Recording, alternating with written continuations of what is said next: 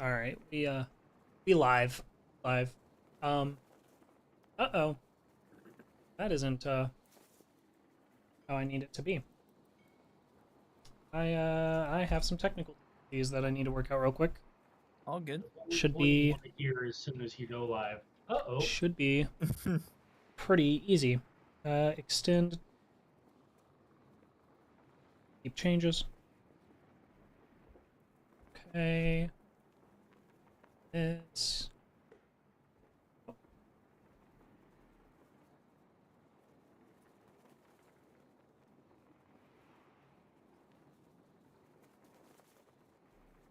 Let the game go.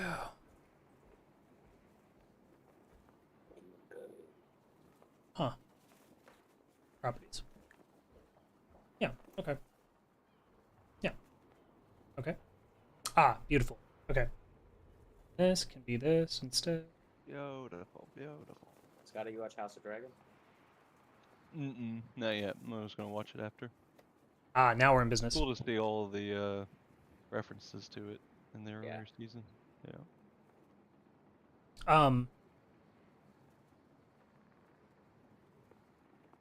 Okay. We're live. Oh yeah.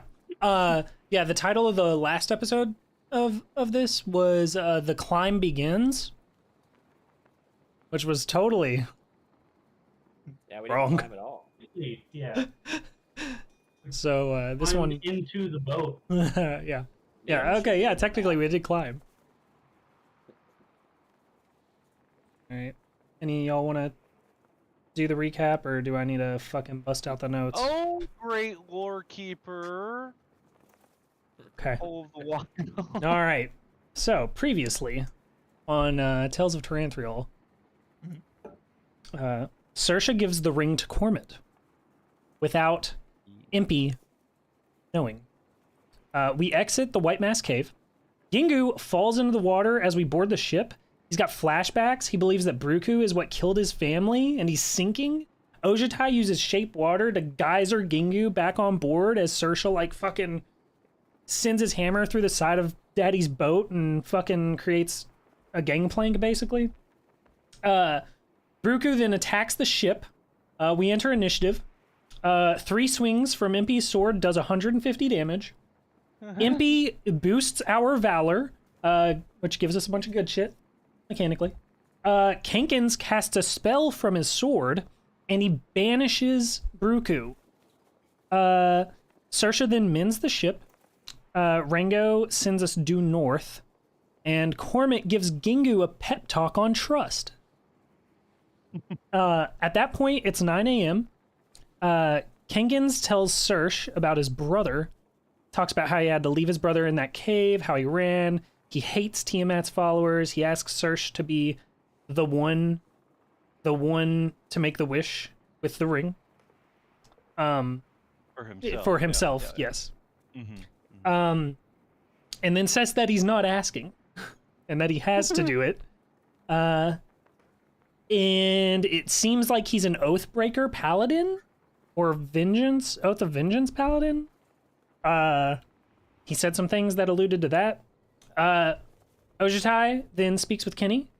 Kenny can only bear withholding information from Impy, knowing that we all want to rid Tiamat from this world. That is what is keeping him from doing that. Rango goes to Constatory for directions to the Green and Blue Mask Cave, and he says that it's between Orok Lang and Thim Persiles, and says to seek out a hermit. If we go straight there, it would be half a day's journey, like 8 hours. Terranthrial has 23-hour-long days. Impy casts some shit with... Impy casts something with touch on Rango to try and pry information. Yeah, that has a was DC wild. of fucking 33. Yeah. And then I won the rollies. And Kenkins tosses his companions overboard. Saoirse checks on Gingu. Rango asks about the scrolls. Daryl got the scrolls, but got fired and hired by Valor Company. Rango then paid Daryl 30 gold to be an informant. Daryl is a man of honor. Gingu has Gingu Yeah. has a nightmare of fighting other Warforged, saying he's one of them. Wakes up, has a one-way conversation with Orlo, says he created a monster, says he'll never forgive him, crushes Orlo's skull, tosses it overboard into the sea far below. And then we take a long rest and we level up. Bang. Correct. Beautifully done. Anybody want to add anything else? Nah. Mm-mm. I think we Alright, had a cool. hero's feast. Is that correct, Serge? I think that was You did That was before the the rest. I Oh, think. the boat ride you're right. to I just see Yeah. temp the HP. White Mass Cave. It's from the Valor, isn't it? The temp HP? Did Impy give us that? Well, Yeah. the Hero's Feast Yep. would have still been up too. And I think Impy did do something for you guys. He did, because I got Yeah, he 10 did. HP and I can't eat, so... Yeah. So that's gone, long gone, I assume. Impy Royce's thing. Yeah. Yeah. 'Kay. Take that out of there. When we long rested, I got rid of everything affecting me. Cool. Max HP override and all that.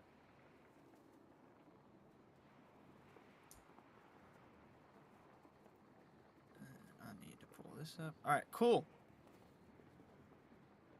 Well then, so you guys all take your long rest. Gengu, you have your nightmare, and you crush Orlo's skull, and then you go back and finish your long rest along with everybody else.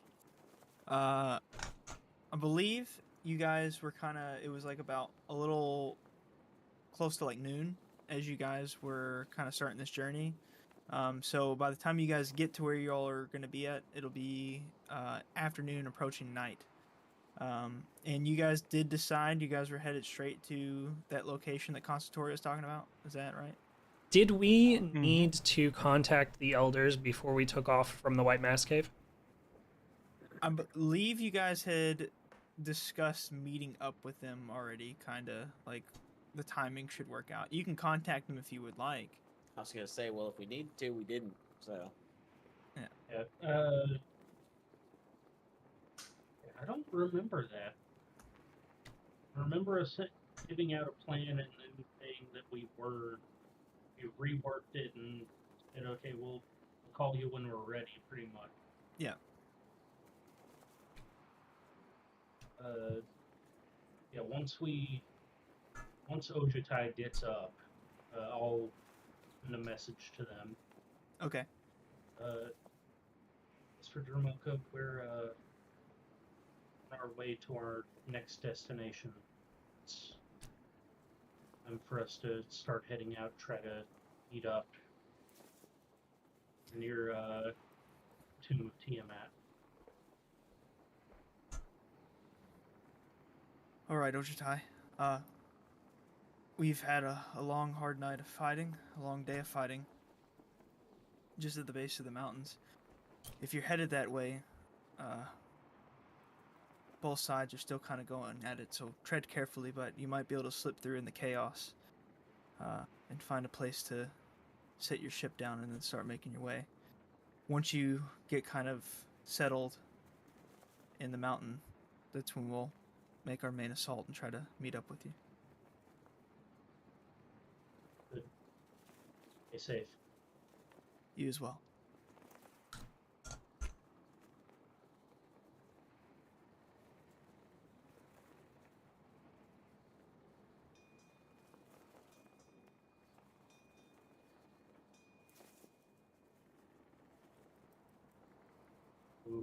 Where exactly are we going in? Right between Orok Lang and Fim Perzalesi. And our current Persiles. course is set to the Hermit's house. Is that right? In that area, I think we don't have like exact coordinates. Right. All Constantore said was between those two, and to look for a hermit. That's correct.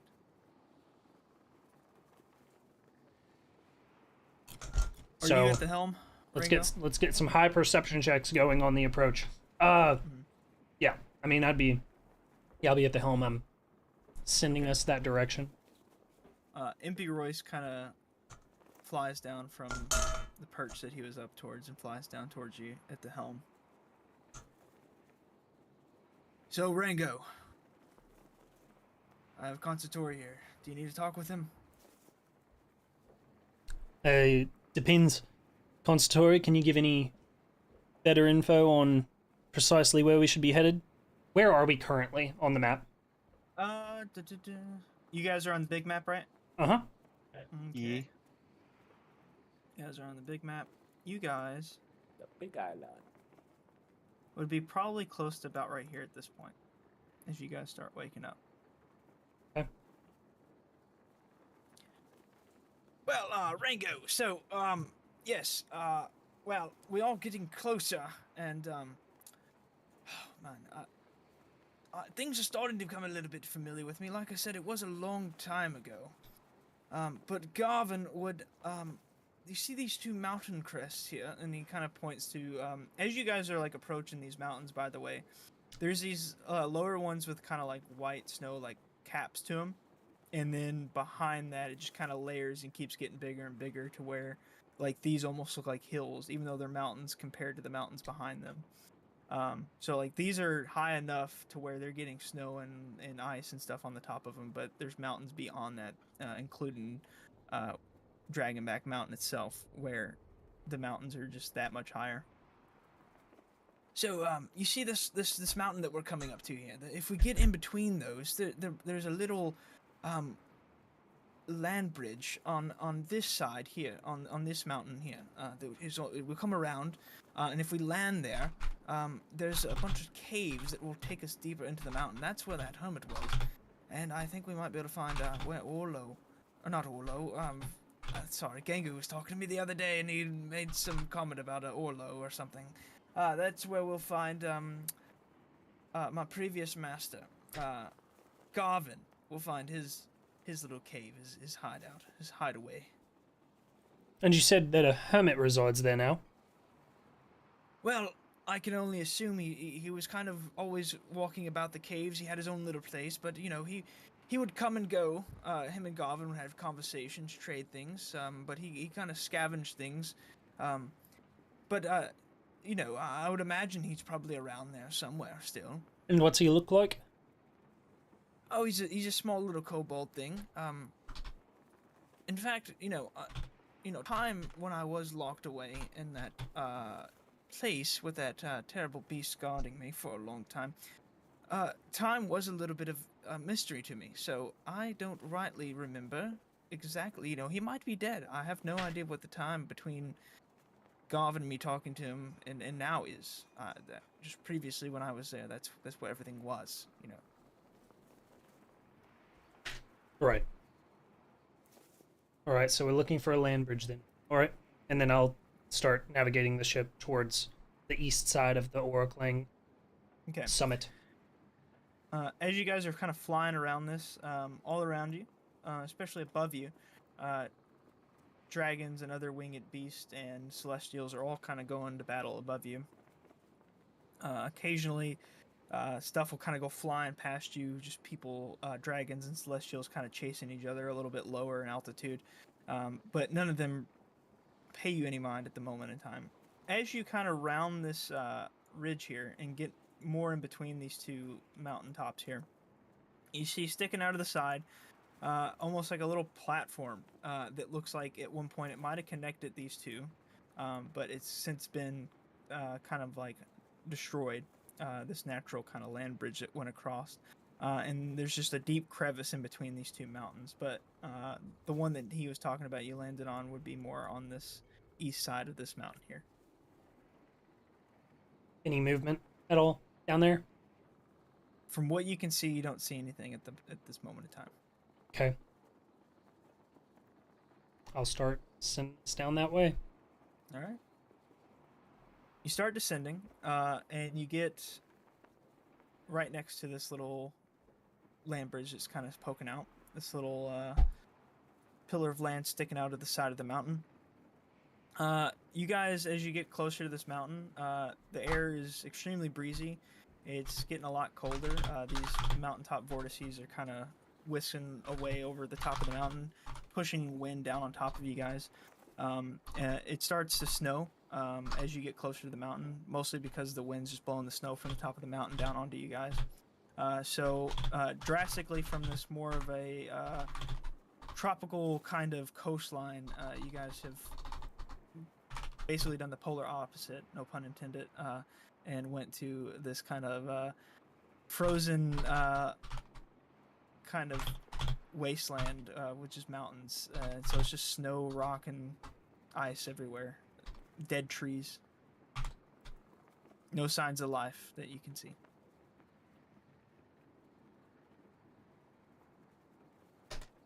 Does there look like an optimal position to like actually land? Not entirely, no. You could kind of float the ship off to the side and then hop off, or you could jump off the ship and bottle it, but it doesn't look like it would be maybe stable enough to hold the ship up. And then once you get kind of further in How towards large the is this mountain, area? that you'll be kind of like where Yeah. you'll be walking on. Yeah. It's not too big. I can actually give you exact dimensions if you would like. Is it just like jutting out from like the mouth of a cave, like a small? Yeah, so it's not jutting out from a cave. It's jutting out from like kind of like this mountaintop itself. And there's like a little bit of a kind of platform, but it's covered in rocks and stones. And this little platform that's sticking out is about 90 feet sticking out from the side of the mountain. And then at the most width, it's about 60 feet. But as it's shooting Okay. out of the side of the mountain, it's kind of going in. Okay, so it's not a massive area. No. Okay. Beyond that little where it's poking out, though, there is kind of some paths and stuff up in these rocks in this mountain, but nothing where you could land the airship at. Going up and down, or just up? Both ways, up, Yeah. down, left, right. It's just a jagged kind of side of a mountain that's kind of like a little bit of a platform where you could walk along. Constatori, you see those paths down there? Yes, I do. Yeah. Jog your memory, any? Well, I do remember that there should be some caves, some entrances to caves that we could go in. You know, maybe when we get a closer look, we actually walk around a bit. It might jog my memory some, but there should be caves that lead deeper into the mountainsides. All right. I guess we're off boarding then, and then I'll fly it down to where it's like, you know, level with the. Yep. All right. And- Before we do that, I'm gonna go talk to Serge a little bit. Okay. Oh, I think I'm still like on your leg. Yeah, you guys Didn't wake we up. sleep on the side of the ship? Yeah, okay. You guys wake gonna- up and it's a little bit colder and breezier than you last remembered when you fell asleep. Yeah, I'm gonna just Dingo, tap him on the Dingo. back. you're hogging all the blanket. Serge. Huh? Huh? Morning. Good morning, Serge. Good morning. Good morning. You alright? Oh. Yeah. Had a wicked dream last night. How'd you sleep? Not well. But Were you fighting reanimated dwarves in your dream too? no, Oh. something Alright, much go. worse. So I've been giving it some thought. Back when I returned from the Fae, you told me a story where we require a wish and a sacrifice. I think that should be me, Serge. In fact, I insist that it should be me. Really? Wait. Yeah. All right. Where's the conviction come from? Conviction, just... I don't belong here, Serge. None of my kind do. I just want to go home. All right. I know you're gonna have pushback, Serge, but Yeah. Well. I'll be honest with myself. It's only selfishly I would do so. I mean, fuck, Kengo, I love you, man. Can't imagine walking this life without you, but Not only do I love you, I respect the shit out of you. And I respect you, So sir. it's hard to stand in the way of what you want, but of course, naturally, of course, I'll push back. And when push comes to shove, I hope the decision is easy on you. Well, whenever that time may come, that decision is yours and yours alone. Thank you, Serge. It looks like we're boarding. Now, I will say though, we're stuck with Ken contestant. And cut. yeah. Let me just place this moral dilemma Yeah. on Serge real quick. Cormac comes up behind both of you. Hey guys. Overheard some stuff you guys were talking about. Talking about walking this world without people. Oh, Comet, we can't see you. Oh, I'm here. Cormac, you've got to stop it. I'm always here. With the snow falling, it's like they're just a light outline of the snow landing on him. Yeah, Oh, that's it's so not funny. landing on him because it's melting, but like where he's been standing for a little bit, it's definitely just like a blank spot on the ship where there's like not really any snow below it. It's in the shape of webbed feet. Yeah. Right Two back. little webbed feet. Hmm. And like 32 bottles that are empty right next to it. Yeah. Saoirse, you want a cold one? You see a cold beer sit down on the side of the ship for you. It's just on. Mighty kind, Comet. I think this is shaping up to be quite another day. So It's quite much cold. obliged. It's Pick quite it up. cold. It's like half frozen, or Yeah. there's like the little like ice shards in the ale. Yeah, to be honest with you, coming from a swamp that was quite humid, and I've never been anywhere this cold before, and I'm quite freezing. Mm-hmm. I can only imagine. Have you ever seen the snow before? No, I can't say I have. Never. Mm-mm. Oh my gosh, Comet, what a beautiful thing. It's How do not you really. feel? I'm cold. Cold? I'm very cold. How I do don't you like feel? it. Mm-mm. Not really. Sorry, I must have tranced out. What's going on? Hey, Gangu, do Comet's you have never any? seen snow before. You have any of those fire salts? I'm kind of chilly. I could really use some heat in my life. Now, Cormac, we don't need you having another addiction. Mm. What if I? The What party if shunned at me I? last time I gave you fire salts. Corman's gonna roll a persuasion check on you.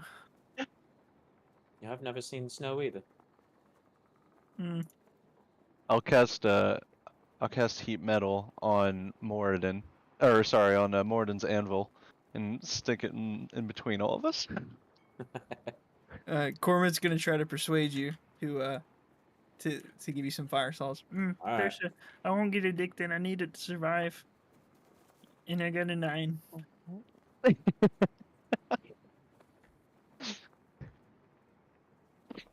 And I'm I'm ca- persuaded. He's I'm like counter slurring the insight. last few words. Yeah, count insight's fine. Yeah. 6.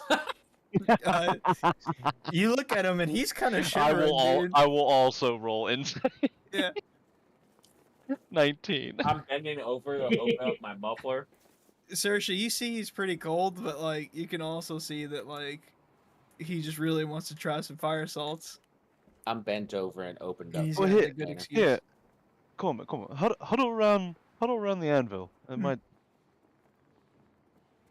Now, Fine. Cormac, just let the man have some fire salts. There's Serge.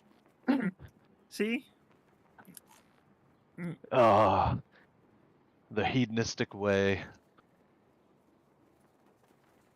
What's What a better way to hedonist? survive? What does that mean? A hedonist. Hedonistic, what does that mean? That means you're in it for the fun. And that's bad? You've got me in quite a pickle here, Cormit. Mm-hmm. So, he should give me fire salts in, huh? The latch is open. You can go in and grab some at any point in time for it. I'm going in. Gormit is now about like the top half of his body is inside Kenku trying to reach around, find some fire salts. You see him like he's just digging in there for a little bit.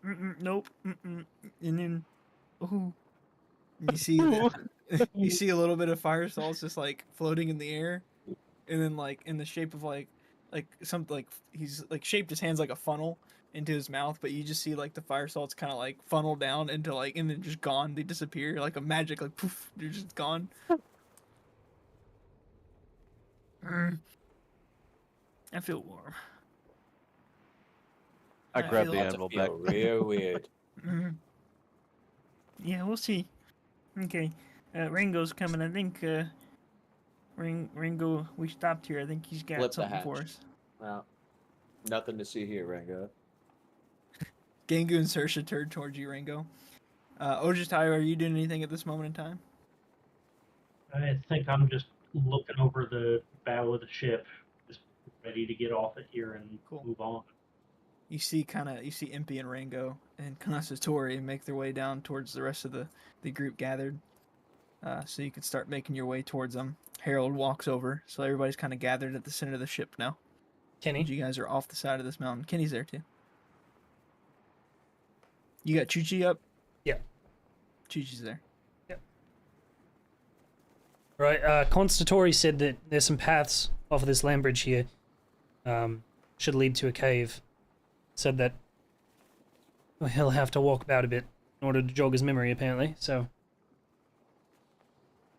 Off we Alright. go. I believe, if it comes down to it, I believe I have something to help. If he's able to remember certain details about, at the very least, the hermit hut. If he knows details about the cave, I think I have a way of getting us there. I'd also like to point out that I have put on warmer clothes. Got it. And I think I also dispersed warmer clothes at some point. Like Everybody. episodes ago. Yeah. Cormid never got him. Is Cormit actively shivering? You can't see. Well, I guess you can see Cormid, can't you? Yes. At one point he was. He's not right now. He's feeling pretty good. Okay. I'll still fucking ask. Coleman, do you need any warmer clothes? There's plenty in the quarters. Well, I might go grab them just in case, but I feel pretty good right now. I was pretty cold, but then I got some fire salts in me.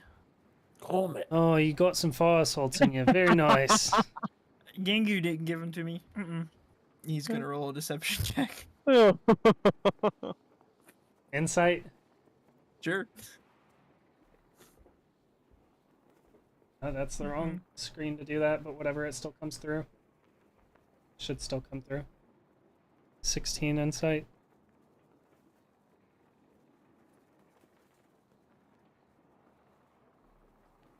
And he's rolling deception. Got a 3. I Yeah, slowly Tripping balls. I dude. slowly move my glance over to Gingu. Was one addiction not enough, Gingu? Didn't come from me. I sigh and I move towards the plank that's leading onto the ledge, cool. and I just stand there and look back at everybody like, all right. Everybody starts walking across this plank onto this the side of the mountain here. This little land bridge that's sticking out of the side of this mountain. As you're walking across the plank, you have to kind of be careful of your step. The wind is just so violent up here, and it's gusty that occasionally, as you're walking across this plank, it'll kind of blow at you really hard. So everybody's kind of careful as they come across. But everybody makes it across okay. And everybody gets on this little side of the mountain. You're off this little lip that's kind of sticking out of the side, and Fucking sick. you look down below you on both sides, and it's just this steep drop off, hundreds of feet, maybe even thousands of feet down below you. And ahead of you, you now see as you're kind of level with it now on solid ground. You see that there's different little paths that kind of zigzag around this little cutout in the mountain here. And on the other side, it kind of dips down and goes, and there's like another platform lower. There's also spaces higher, but you can't really see a way to climb higher. Only go lower from this point. That would be easier. As I, if I'm the final one to make it across, then I'm bottling the ship. Okay. Ship gets bottled up.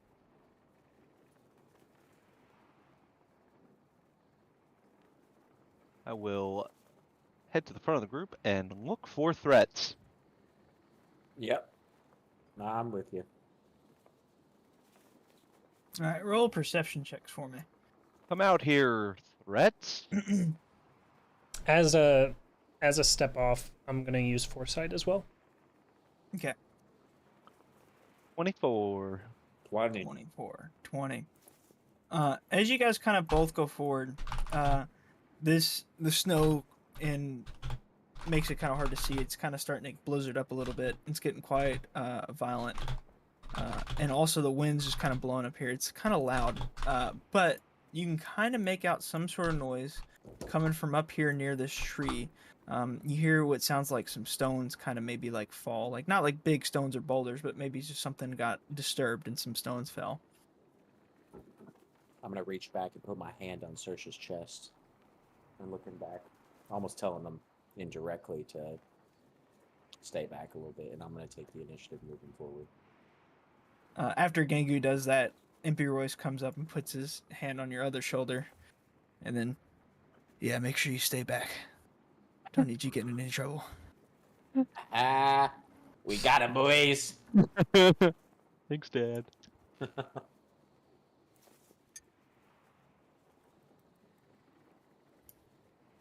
Saoirse starts, as Impy Royce moves away, starts muttering affirmations under his breath.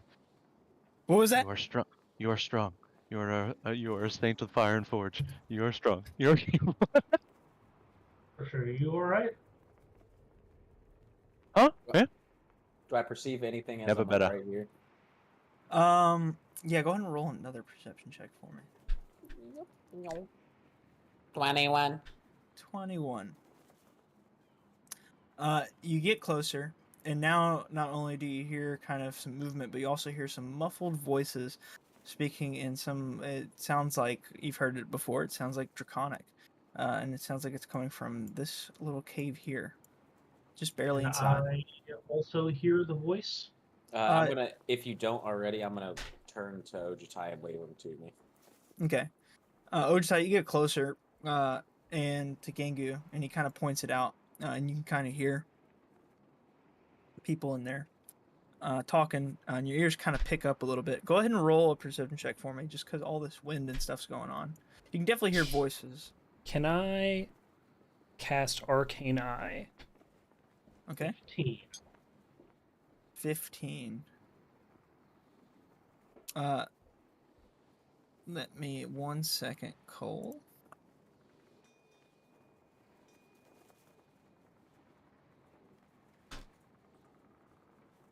And you said you want to cast Arcana Eye, right? Yeah. Okay.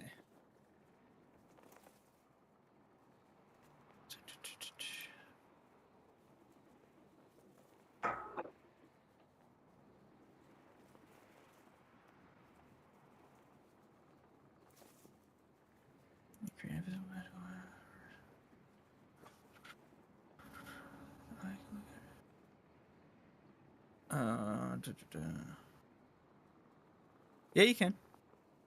Gonna do that next to the tree over here. Okay.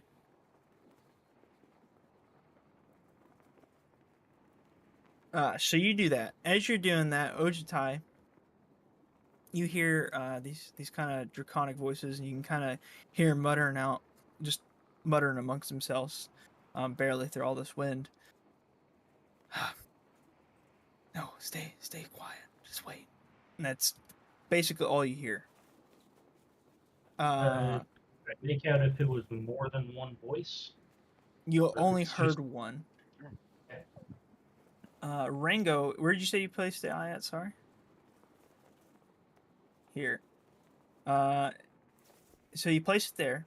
It kind of looks into the cave, and you can see inside the cave these two kobolds that are just really kind of armored and beefed up, wearing this plate. Okay, the second that I see that, I'm going to, I'll say, you know, under my breath, enough, you know, trying to not let them hear, trying to let everyone over here hear. Say, 2 armored kobolds in the cave to the north. And then I want to move the eye towards them, like into the cave. See if I can't Okay. spot any more than just the 2 of them. Okay. So the eye starts moving in the cave, and the eye is invisible, right? Yes. Okay. Beyond them, you do see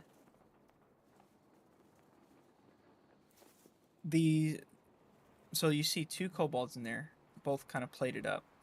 But beyond them, kind of sitting back, not really paying attention to them, is this like 7-foot tall drow elf sitting behind them, kind of minding their own business, waiting for something. They look very serious. I'm gonna turn around and look for Cormit's little feet patterns in the snow. Yeah, you see Corman. He's off to the behind you to your left. I lock eyes with him.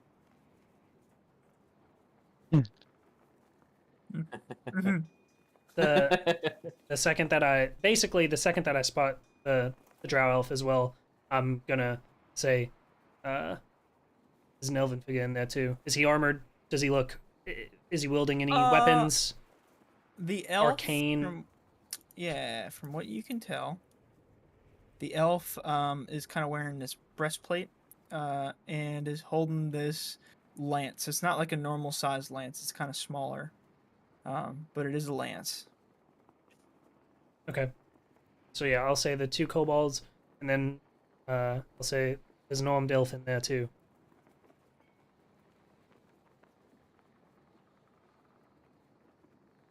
Right.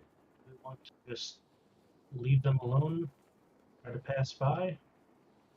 Could Or you hear what do we they were want to saying? Go in. And frankly, it sounded like they were trying to set up an ambush for us. Well, if they already know we're here, we just try to move past them.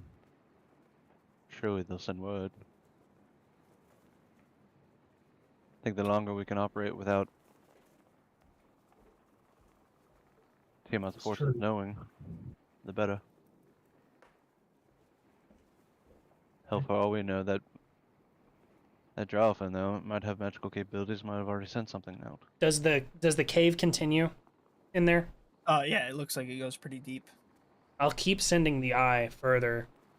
Okay. The longer that we sit here, the more I'm sending the eye forward for information. Yeah, the eye keeps going further and further deeper down in there, and it opens up eventually to this kind of bigger chasm with a bunch of little. You kind of see that this mountain has a lot of hollowness to it. There's a lot of like work that's been done and like things that have been dug out, making these tunnels that are made humanoid made, shall we say? And you see these little cutouts and dugouts where it looks like people or things have been living. But no more movement. You see a lot of like kobolds and stuff walking around in there, but none as armored up as these that are sitting here. Okay. You don't see anything that looks like the drow elf. Okay. Cave goes deeper, maybe however many feet. How many feet? I would say a couple 100 feet until you get to this big open area that's like where it's more of like hollow, and then after that it seems to go on for forever. Okay, I just reiterate all that basically. Okay, got it. Rango, do you see any other signs or symbols of Tiamat on any of these kobolds? Right. The eye looks around, and you do see a lot of like little shrines to Tiamat, Plenty. kind of just posted up. Yeah. Well, hells. Concentory is this massive tree here in front. Is this the bloody cave? Does any of this look familiar to you? Well, so it does look quite familiar to me. Yes. So that cave goes. I believe that will lead further up into the mountains, towards the peak, all the way up at the top. But around this corner, this ridge here in front of us to the left, there should be another cave. It's also hollow inside, from what Rango was just saying, but not as hollow. And that is where uh, we would stay, at night, and that hermit would come and go, and he had a little place there as well.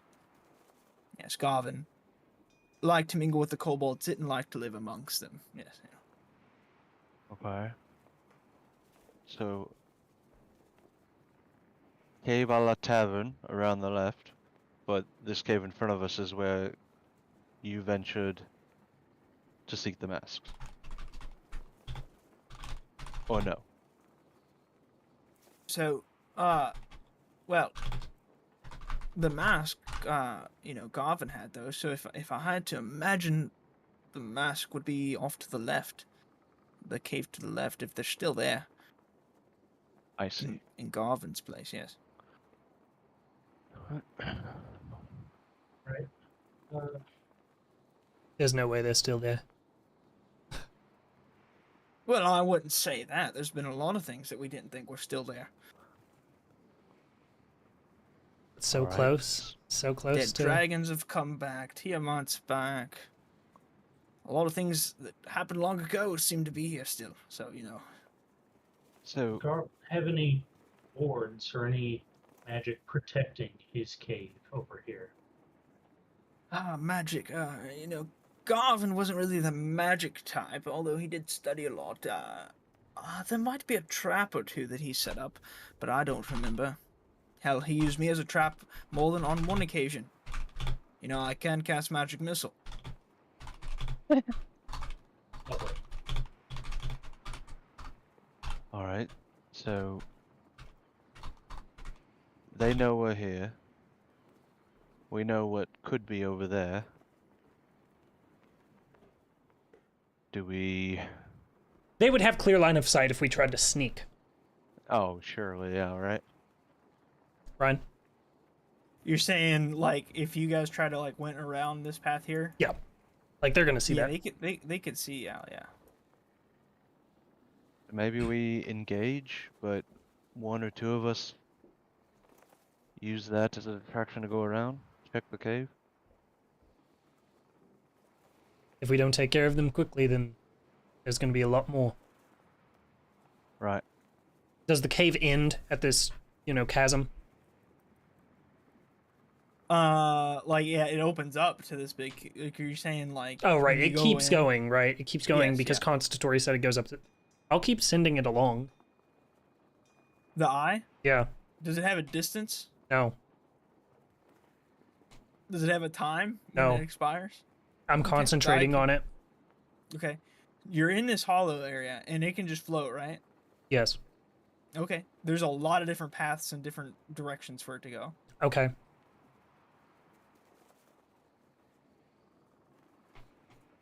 I pick one at random. Okay. Are there any clear signs of, like, one is more used than the rest or anything like that? So what I'll say is you do see a lot of kobolds along one path in particular. It's a little bit wider. It almost looks like a little bit of like a highway of sorts, where they kind of all kind of use. It's like the main road, and it is more in the center of this hollow area. But it stretches from like one end as far as this eye can see to the other end as far as the eye can see. I see. Okay. So does that appear like the path that would lead to the peak? Because Constatory said that this cave leads to the peak, right? Yes. Okay. So this path looks like it's going up in one direction. Possibly, yeah. I'll just... Okay, yep. Yep. The eye is moving along the path. And so there's... You're saying that there's a lot of kobold and, like, dragonborn foot traffic on this path? Yes, yeah, a lot, like hundreds. Okay, there's. I relay that information. Got it. Hundreds, huh? Oh Mhm. no. I can, if we want to try to move along without being seen for a moment at least, and try to shift some of the snow around the cave entrance. We move it past there, give us a barrier to get past them for a minute. Not necessarily lock in the cave, where they could dig out pretty easily. Could be a distraction long enough for us to get through, make it look like just a random avalanche. Sounds like a decent plan. Yeah, agreed. Once I see that highway, I'll start bringing the eye back towards where these guys are at the mouth of the cave, so I can keep an eye on them as we go for this.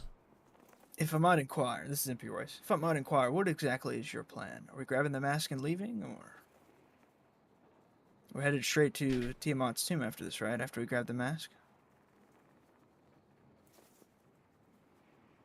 Would Oh, be yes. a logical step. Well, I'm willing to loan you back Conservatory to go find these masks in that one cave. Me and Saoirse could stay and distract these few kobolds as they come out of this other cave. I imagine they wouldn't be too much trouble. Gulp. Like, it's less a matter of the kobolds being a problem, and more a matter of alerting hundreds of them at once. 100 kobolds. It's nothing for me.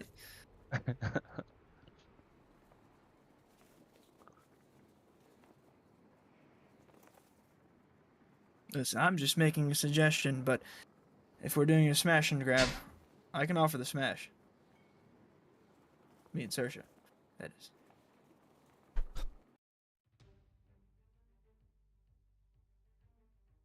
Yeah. Oh, yeah? Maybe we can do that, and then if the horde is alerted and on its way, we could make our way back out, and Ojitai, you could do your avalanche collapse then, once you all have already investigated the cave. The other one? Do that as well. I'm feeling pretty violent. You could send me in, and I could take care of them. Mm-hmm. All No right. problem. It might even be warmer in there.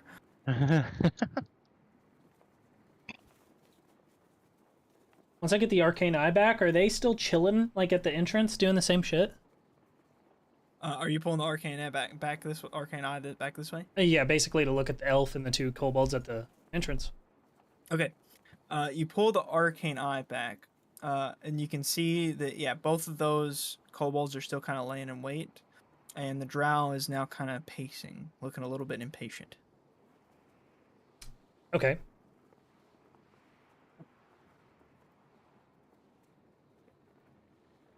All right, well, We doing this? indecision, lads.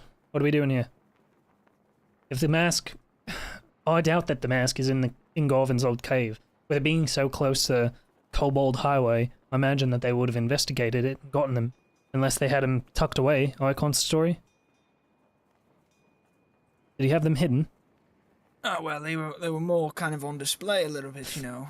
He didn't really hide them, but he was kind of making a collection of them, I believe. Well, I'd hate to pass There's it lots up. of other things inside there as well, if they're still there.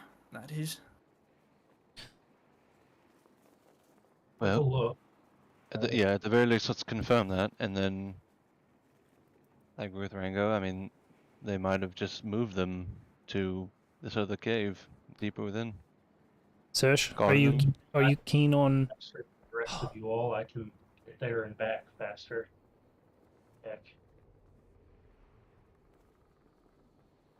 Take someone with you with a keen eye for traps, maybe. Maybe somebody who's invisible.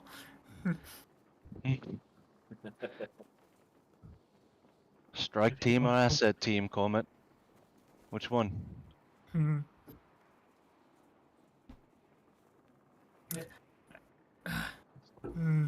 I don't know. I'm at Team Invisible, and I'll just throw my hood up. Well, I Go could invisible myself.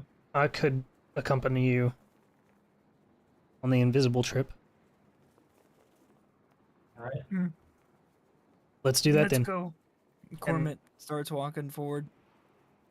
Wait, is he going towards the cave to fight or the invisible trip? The invisible trip. The I think. invisible trip, yeah. Okay, okay. If he's going along with you, then I will not. That way I can maintain the arcane eye. Yeah, we'll start following. Oh, not really following. Follow his sound of his footsteps. Cool. Yeah, you can kind of see him in the snow. Rango, you going with him? I don't suppose. Oh wait. Just kidding. Ojita, as you round this corner here, you see that it kind of, once again on the other side, it kind of drops off like it does the other side. Not nearly as just steep of a drop off. It's kind of gradual. There is like a makeshift staircase, it looks like. Also, you do see kind of a shrine that you're not too familiar with. It's some sort of statue made of stone that's kind of been carved. It doesn't look ancient, but it doesn't look new either. It's definitely older. But it's just outside of where it appears Constantori was kind of directing you to go.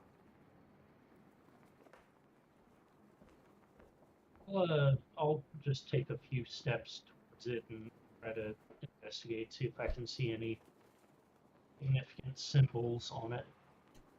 Okay. And it is this one down here.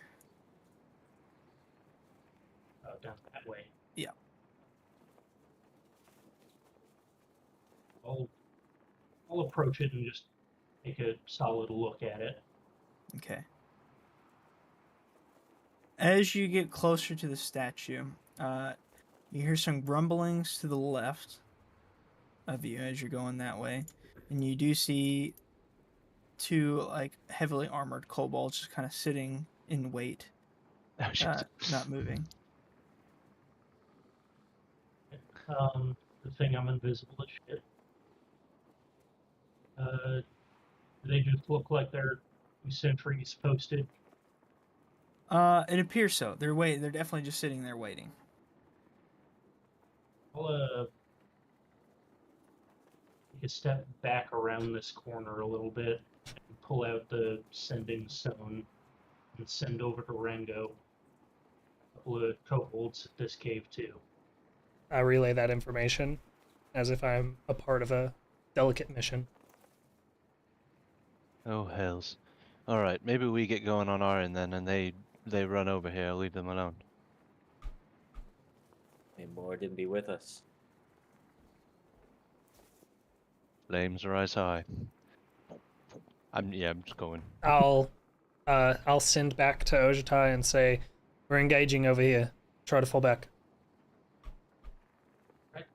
I'll also try to quietly send to Cormit lay of others are going to try to draw these kobolds out so we don't make too much noise.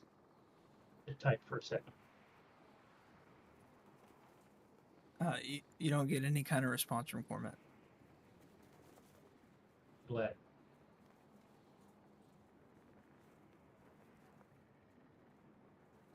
Gulp, dude. And so, what are you guys doing at this cave? Leroy Jenkins. Okay, so you guys are just running up into the cave. I'll try to keep pace with Gengu, and when abouts would we like first see them in terms of like the entrance of the cave? So basically, right where you guys are, basically when you get to the tree, you can definitely see them all three standing there, Once we and they could definitely see you guys. get That's- up to that point, Uh-huh. I want to, because I have the arcane eye in there, so I should be able to see clearly in there. I want to use Wall of Force behind them.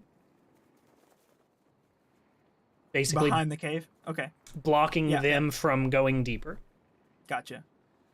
Okay, so you cast Wall of Force, then it immediately pops up behind them. You guys. Ark! Brothers! Brothers, we are here on a great and noble mission. The two kobolds look at each other, kind of puzzled. They look back at the drow elf, who just looks at you, Saoirse, and then kind of like his head like tilts to the side, and then you see as the drow elf, two horns sprout out of his forehead, and then wings like come out of his back, and he begins walking towards you at like speeding up his pace as he walks towards you. The kobolds see him doing that, and they turn towards you and draw their swords. And then we're gonna roll initiative for you guys. Shit. Ah, I see. You have chosen paths of sin. May they be washed away in the flames of Omorden. Angel time! And I hope Impy just like gets in there, and then... Fuck. Here we go. Okay. Am I also rolling initiative? Yeah, I'll let you guys go ahead and get on the initiative as well. You and Cormit.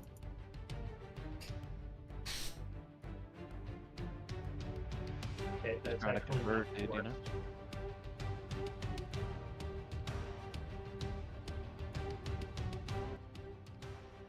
I got And it's- 15. 15, and then Saoirse, what did you get? 9. 9, and Ochitai has 8, and then Rango has 17. Mhm. All right. And then I need to roll for Kenny. Kenny got a 2. Mhm. Excellent. Impy Royce got a 12. And last but not least, Cormit got a 21. Attaboy! The sniper from downtown, incoming. Larry Bird.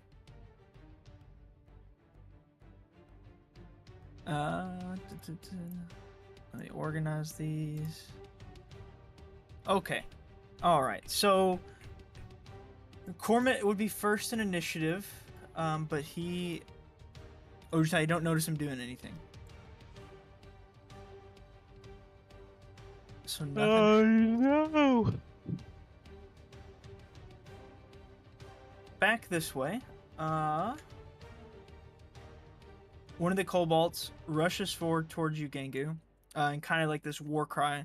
He just comes at you with his great sword. These kobolds are kind of beefier, even though they're still small, and he's wielding this great sword that's a little bit too big for him, but he's still going to use it, and he is going to slash down at you with it. And he rolls an 11. Does not hit. 24. That does hit. And finally, 17. Yep. All right, both. So 2 hits on you. And that'll be a total of...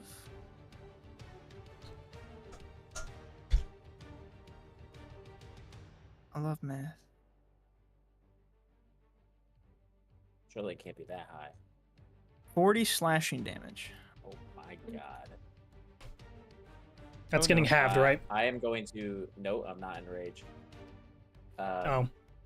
I am going to retaliate with Hellish Rebuke. Okay. Dexterity saving throw. He's going to make his deck save. And I forget what we made the save DC for this. We decided last time. Strength mod, right?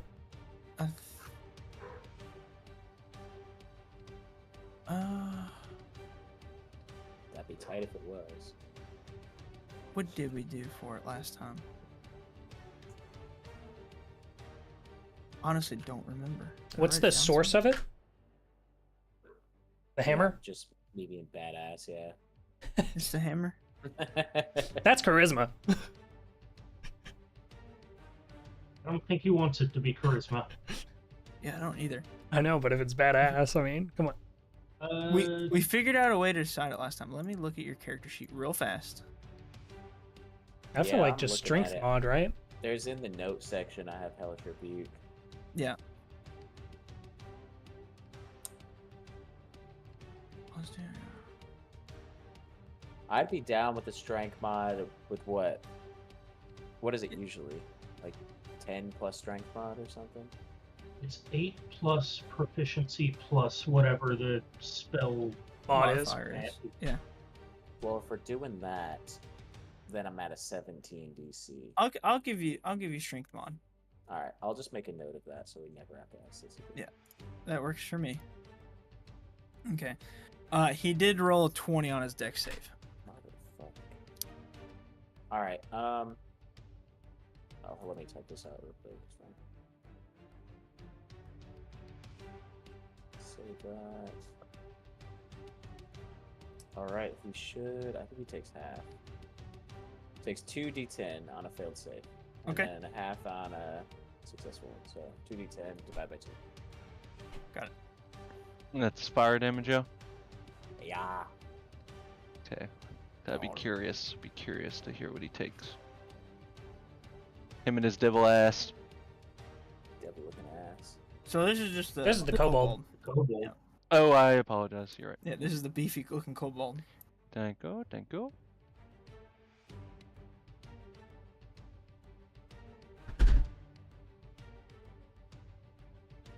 And what did you roll? For what? You said Damage. it takes half damage. Oh, I thought you rolled. You That's roll my it. B. That's my B. All good. All good.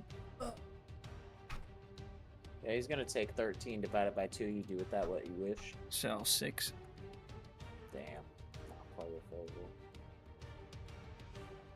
And all right. That completes his turn. Ringo, it is your turn. Okay. I'm gonna be behind this tree and I'm gonna start blasting. I will start by targeting the kobold on the left. Okay.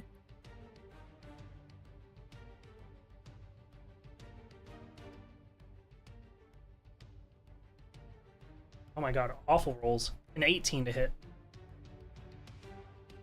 18 to hit. And this is on the kobold, right? Uh-huh. 18 hits. Okay. And he's gonna take... Nice.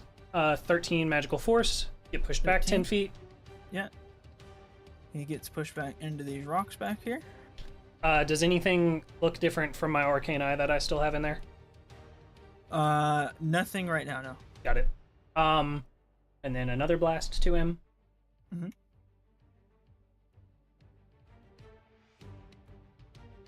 Critical hit. Yo. 20 magical force in 10 feet. 20 more magical force. He's still just getting pushed up against these rocks. Okay.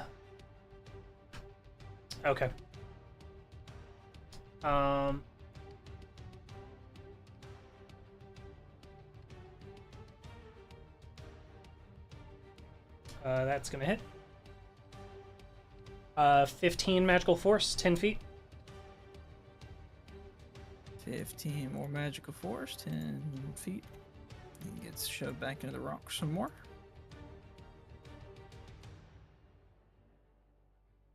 That's gonna hit. 13 magical force and 10 feet. Alright. Is this guy bloody at all? This guy is not bloodied yet, no. Holy fuck. What did you just do? You did like 40? Yeah, I guess. 13, 15, 20, 13. Okay. I'm going to then start blasting. I'll shimmer the wrist, start blasting the big man. Alright.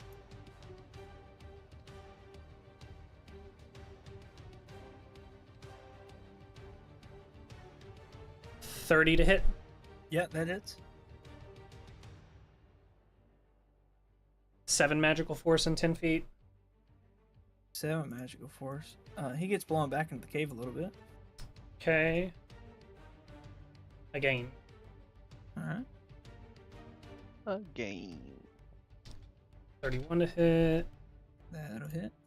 It's going to be 11 magical force and 10 feet. Gets blown back 10 more feet into the cave. A critical. That'll hit. For fucking nothing. 10 magical force and 10 feet. All right. This point, he does hit your wall of force. Okay. How much was the damage, right? One more time, sorry. 10. 10. All right. And he does hit your wall of force, but he is about 30 feet inside this cave at this point. Okay. And then finally, I think this is the 8th one. Wow, fucking dog shit. 6 magical force and 10 feet. Got it. And then I'm gonna make haste to, I Alright. guess, like back here-ish. Or Got it. I'll go here. Go here. Got it. Got it. That's it. That brings us to Gangu. Your turn. All right, bonus action, start raging. Mhm. You know the deal. And I am going to take a. It's a reckless attack at this fool in front of me. I rolled the same number twice. 28.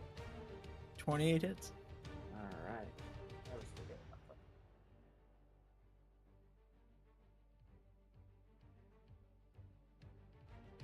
that. Ba-ba-ba.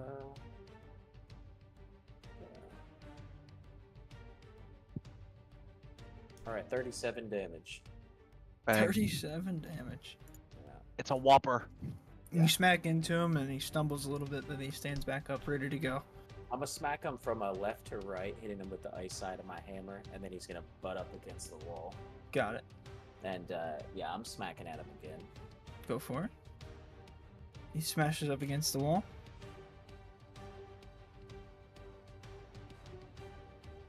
$28 again. That'll hit him. All right. I expected nothing would change. And we're gonna hit him for 28 damage. 28 more damage.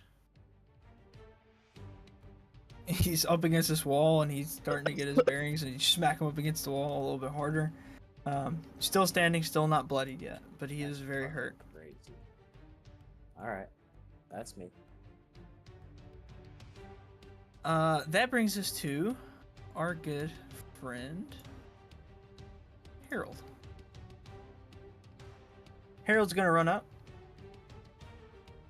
and he's gonna run up next to you, Gangu, and he's gonna start smacking into this guy with his sword.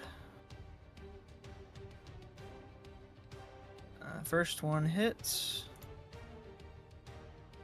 Second one hits. That is. Gotta do the math. 13.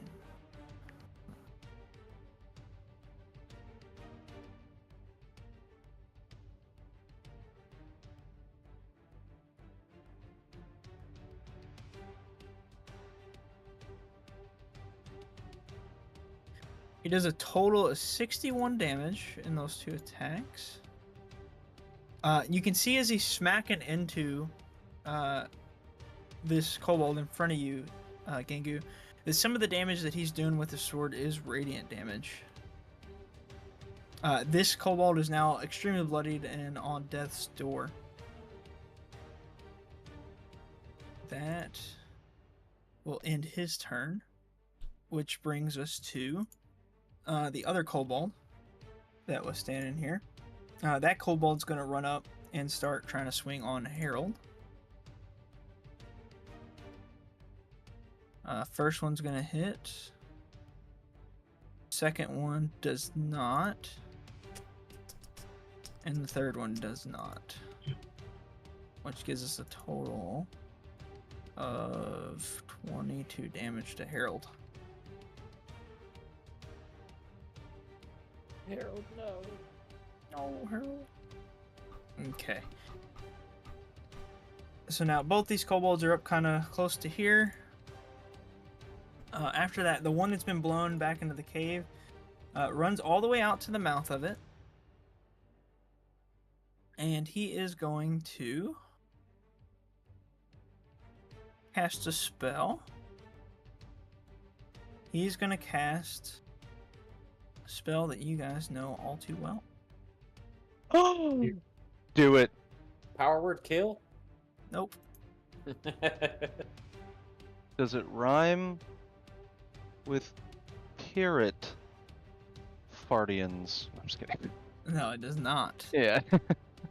But With blast. nope. It is Banishment. be about We're this outta big, here. I think. Oh no. He casts darkness. All right. So That's unfortunate. everybody, yeah. I do want to clarify that so- I can't see through that anymore, by the way. You cannot. I cannot. Mhm. Gotcha. When I dropped so he does- darkness, I dropped that invocation. He does cast darkness, so everything in there is blind to everyone in, and then if you're outside of it, you can't really see into it. And that will end his turn.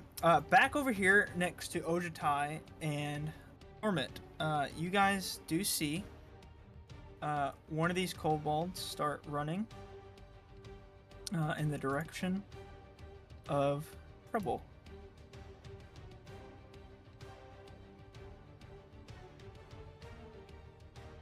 Surely you get an opportunity attack. Right? Can they hear? Is it- not for certain? Ojitai? Imagine if fighting there is gonna make some noise. It does Yeah, make some noise. I was just curious with the weather. It does. The weather is quite loud.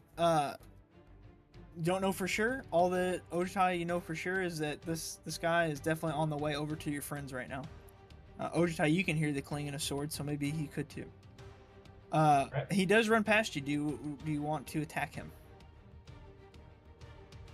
He has no idea you're there. The plan was to let them get lured over, so I'm gonna do it. Got it. Just let him go by. That will end his turn. And that brings us to our good friend, Impy Royce. Impy Royce.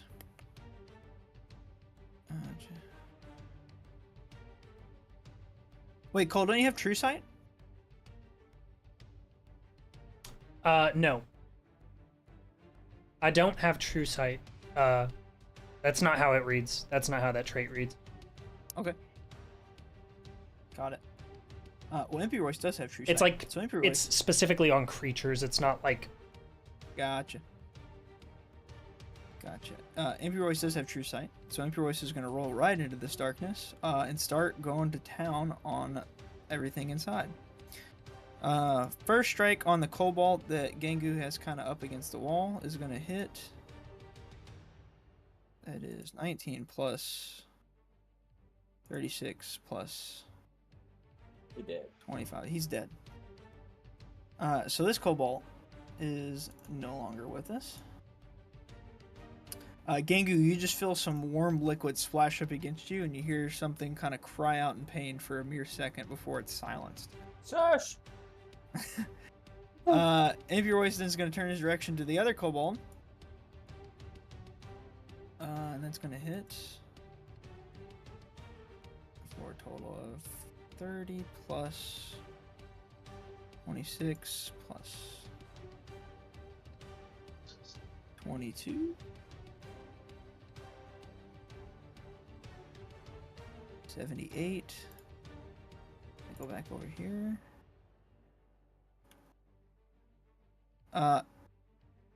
That kobold is also almost dead.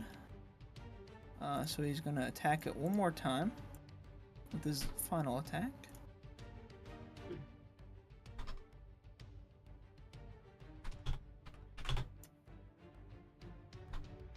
And that one also hits. Damage. Alright. That kobold is also now dead as well. Once again, Gangu, you hear another, feel more warm liquid splash up against you, and then a sharp cry of pain, and then silence. Search! I'm turning around in the darkness, and it's, Gengu, I'm here! And I hug the tree. So Hey, both you're those, not as warm as normal. both those kobolds are dead. That brings us to Saoirse. Your turn. All right, I my arms wrapped around the tree. I can feel pretty quickly this is bark. Yes. I am sad, and in that sadness, we're like, you think the dark will shield you from Moradin's light? I don't know what Saoirse's on this morning, but he's doing it. And I'll cast Dispel Magic, targeting the darkness effect. Okay. That's at 3rd level, so if the darkness is at 3rd or 2nd level, it is dispelled. Instantly dispelled. Darkness is at 2nd level. So the darkness is gone. And now you all can see these 2 kobolds absolutely just eviscerated all over the ground. And Impy Roy's sitting there with some blood just kind of dripping off of his sword as he's hovering above these 2 kobolds. Dang. Yeah, Dang. Gangu is just covered in cobalt blood. And then seeing Kenkins beat up a little bit as the darkness fades, I'll whoosh the anvil toward him, pointing in his direction, and I'll give him a 2nd level healing word Alright. as a bonus. 11 HP. And that's towards Gangu, right? No, Kenkins. Kankins. Alright. Then I will use my little pitter pat dwarf feet. I'm just gonna go around the tree near Kenny here, trying to maintain line of sight on Big Boy, but also toward the choke, the Alright. mountain choke where the other ones might be coming from. Got it. And I'm good there. Alright. That ends Saoirse's turn, which is going to bring us to Ojitai. It's your turn. I'm gonna just try to walk through and stealth by this guy. Okay. Go ahead and roll a stealth with advantage.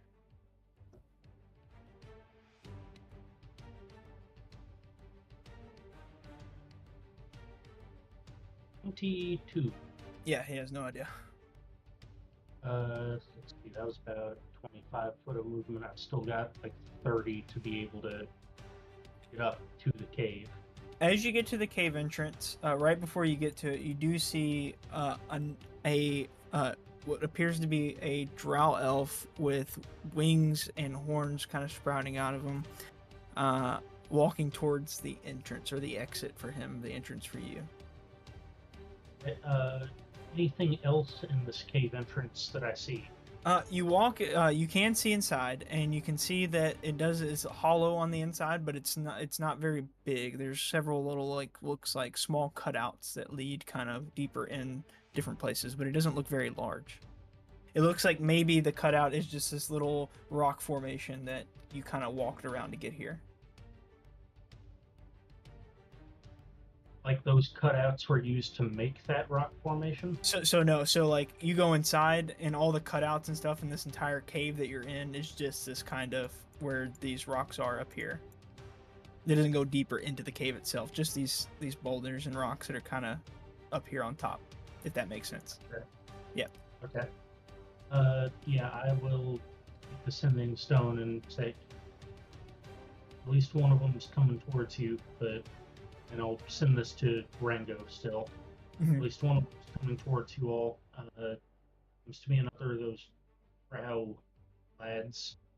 Did that one sprout horns by chance? Yes. Just yes. Okay. That's all I got. Got it. That is going to finish your turn. Which brings us to this other kobold here, who turns back towards the drow that you're now kind of standing next to, and he gives it a head nod, and then he takes off. Follow the other kobold towards all the action.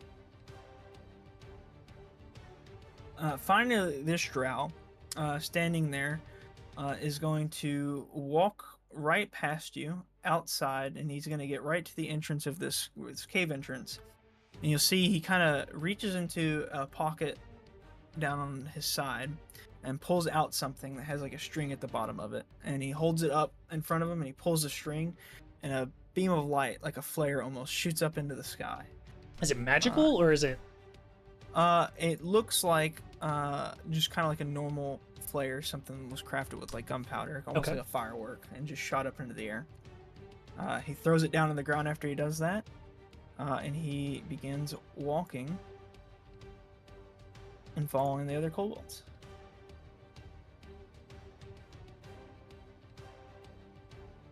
That brings us to Kenny.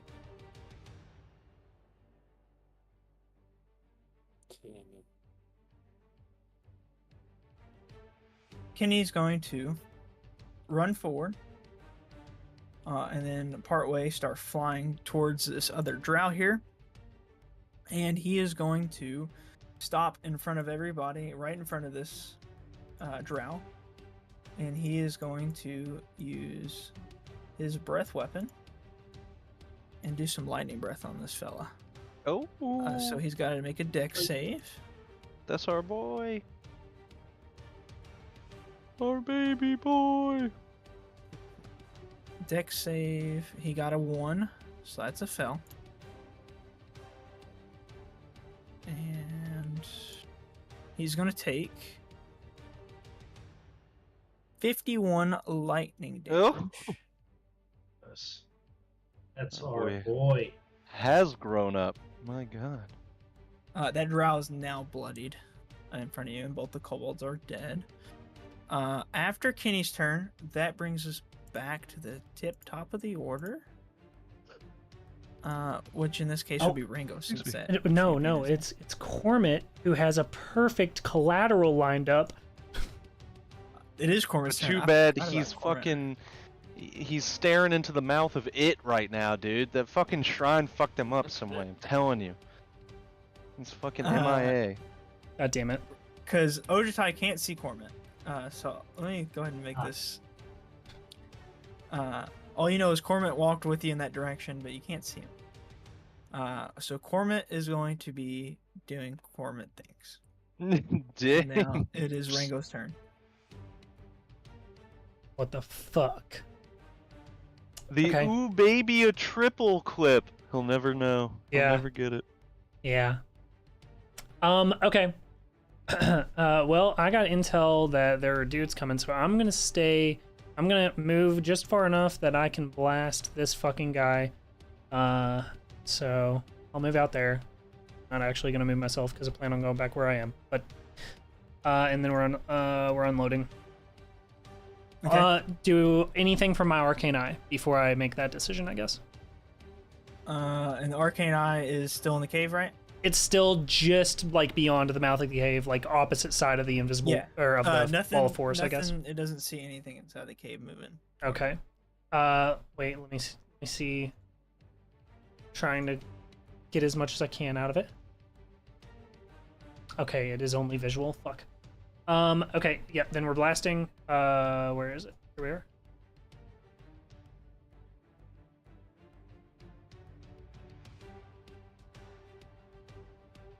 28 to hit. Yep. Okay, and that's going to be for 14 magical force and push him back 10 feet.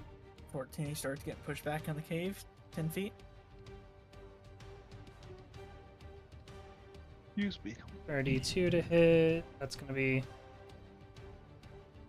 9 magical force and 10 feet. Mhm.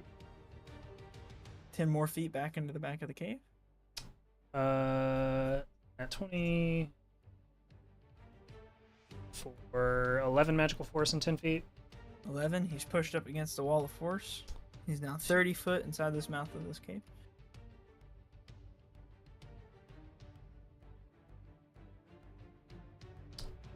What did it hit?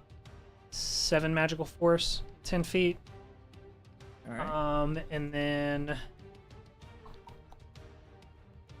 yeah, we'll shimmer the wrist. Keep going.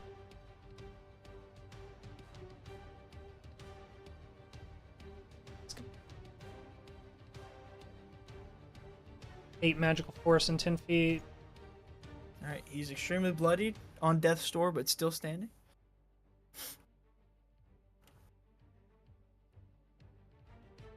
$15 magical force and 10 feet. 15 magical force. Mm-hmm. You kill him. Okay. He smashes up against the wall of force one last time, and he falls down on his face, Brained. completely dead. Okay, and then I guess I'll shout out Mule coming from the left out to the group, and that's my turn. I'm chilling. All right. Gangu, Yes. it is you. Alright, let me measure this out real quick. Alright. I'm gonna move to here. And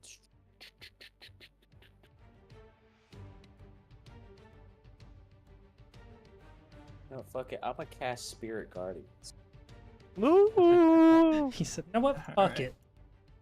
Fuck it, we're gonna do Fuck it, we ball. it. Okay, we ball. Yes, and all of these spirits look like Surge. Oh my god. Yes. I'm here for it. A singular tear Yeah. falls and crystallizes as it freezes down Shosha's cheek from peering from behind the tree.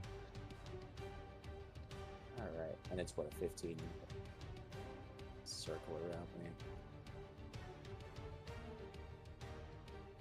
Fuck it, we'll just say it's up to that's a here. Alright, yeah, that's it for me. I can't do much. And you said it's a 15-foot circle right around you? I think so, yeah, let's double check. Uh-huh. Yep. Oh, I believe that's correct. Yep. There you go.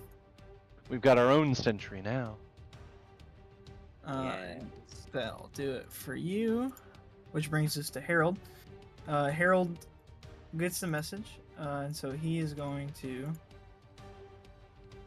If I can get him down here. He's going to start running off in this direction. He's going to get about right here. In fact, he'll use dash to get right up here next to Gangu. I gotta tell my spirit guardians to back off of him. Yeah, so let's just start going after him, and then you just go, no, He's no. not foe. No. Alright. That brings us to...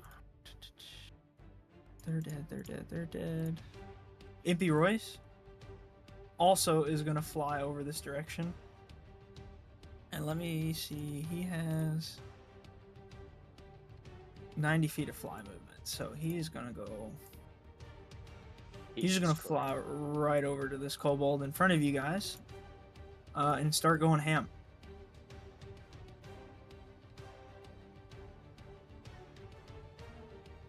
In fact, instead of using a sword, he's going to use Blazing Radiance, which all three of these need to take dex saving throws. First one fails, second one super fails, and lastly super duper fails. All right, all of them fell. Which means... Alright, everyone, let's take notes on this man's kit.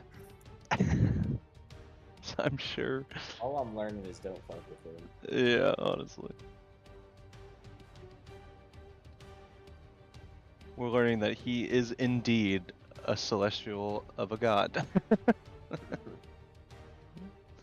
So, boom, boom, boom. All right. They all take 68 points of damage total. Half of that is fire. The other half is radiant. And basically, you see this cone come out of him, and it is just this radiant and fire just kind of mixed together, and he just blasts it out into these three right here. And all three of them just get absorbed by it. Still standing, but all of them really hurt. None of them quite bloodied yet, though. And that will end Impy's turn. Which brings us to...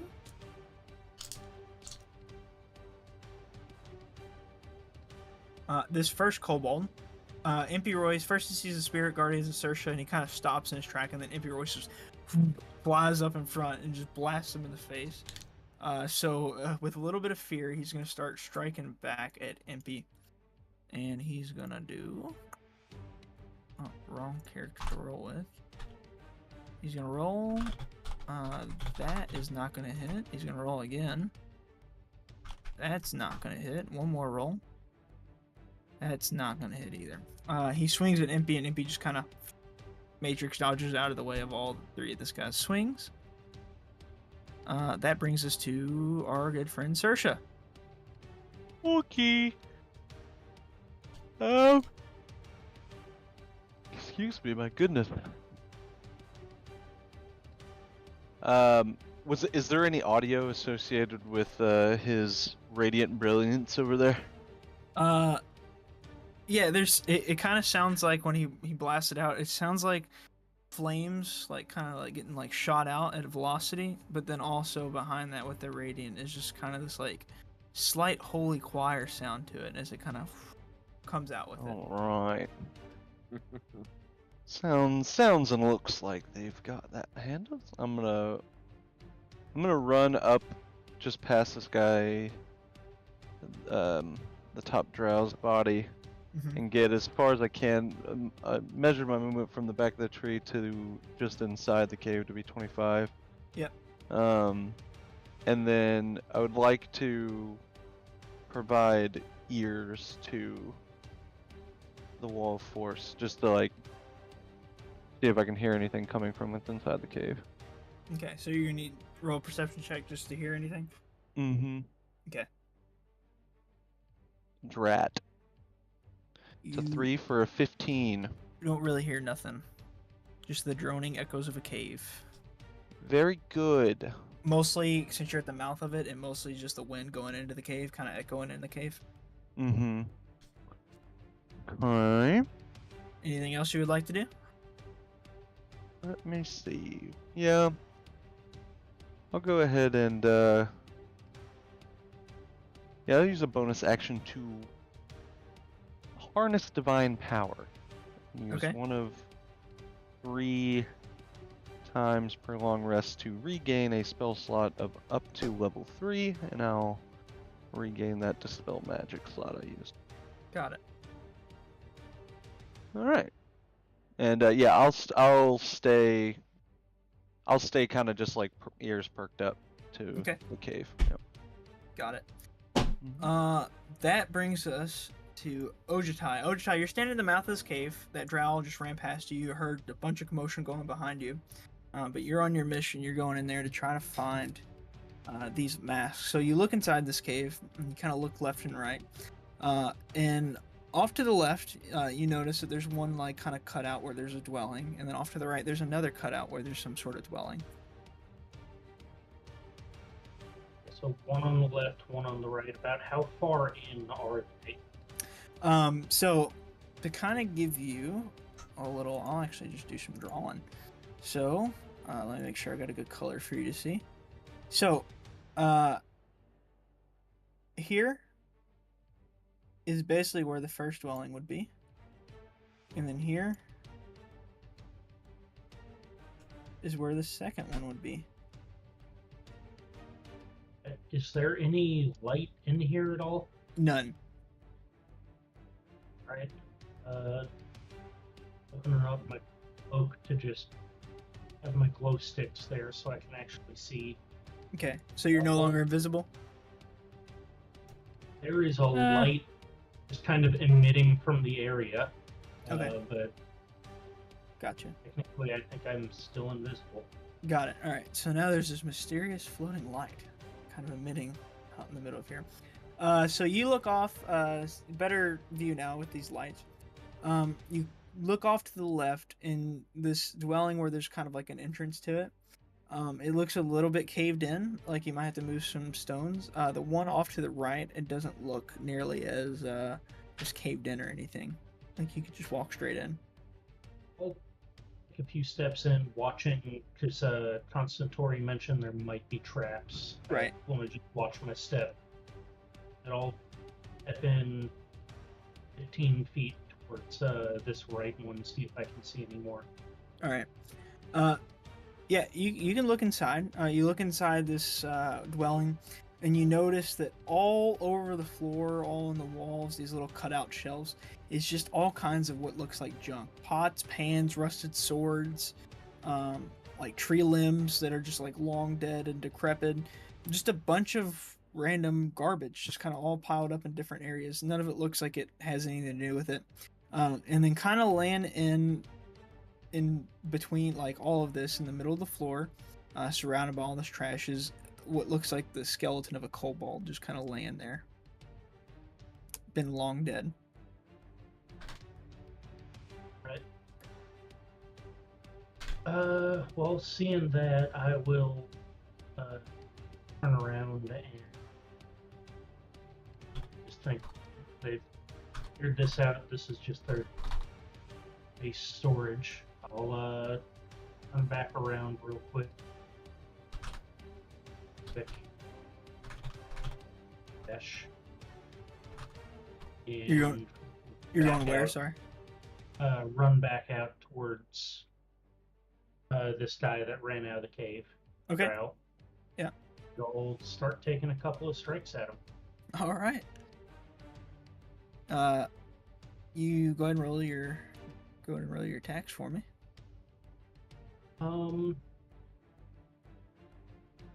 Guess I'd still have my the You have glow sticks advantage. out. Oh, he's not. Or what? He's not looking at you, so I'll say you have advantage. That's a natural 19, so that's a crit. Heck yeah. I'll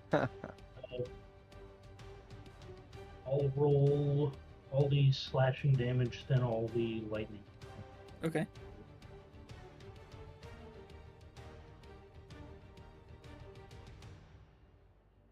At plus 9, so 41 slashing. 41 slashing. He's bloodied, pretty hurt. And another 33 lightning. He is on death's door, barely standing. As you strike him in the back and blast this lightning into him, he kind of falls forward onto his knees and starts to stand back up. Let's do it again. All right. That should be at advantage. And that's a 27 to hit. All right. 27 hits.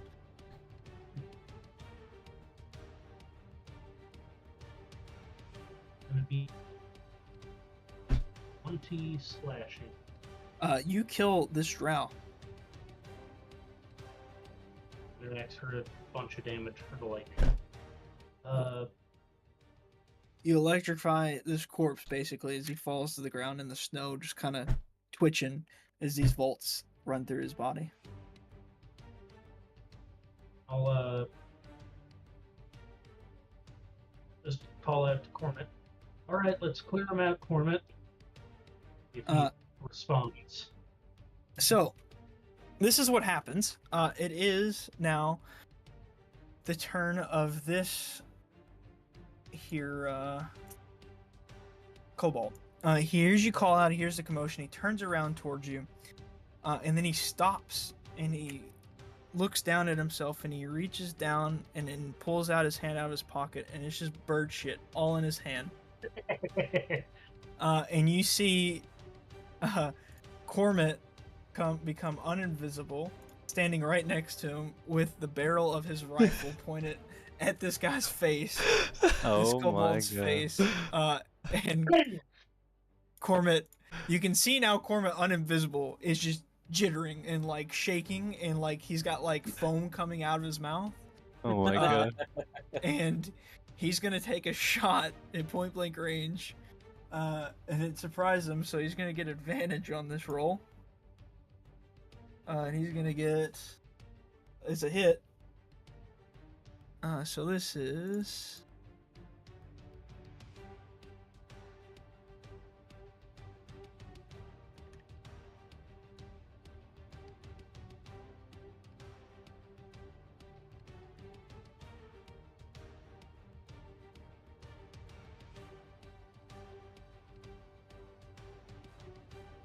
you see Cormit shove the barrel up to this guy's chin as he has like bird shit in his hand. He looks towards the barrel.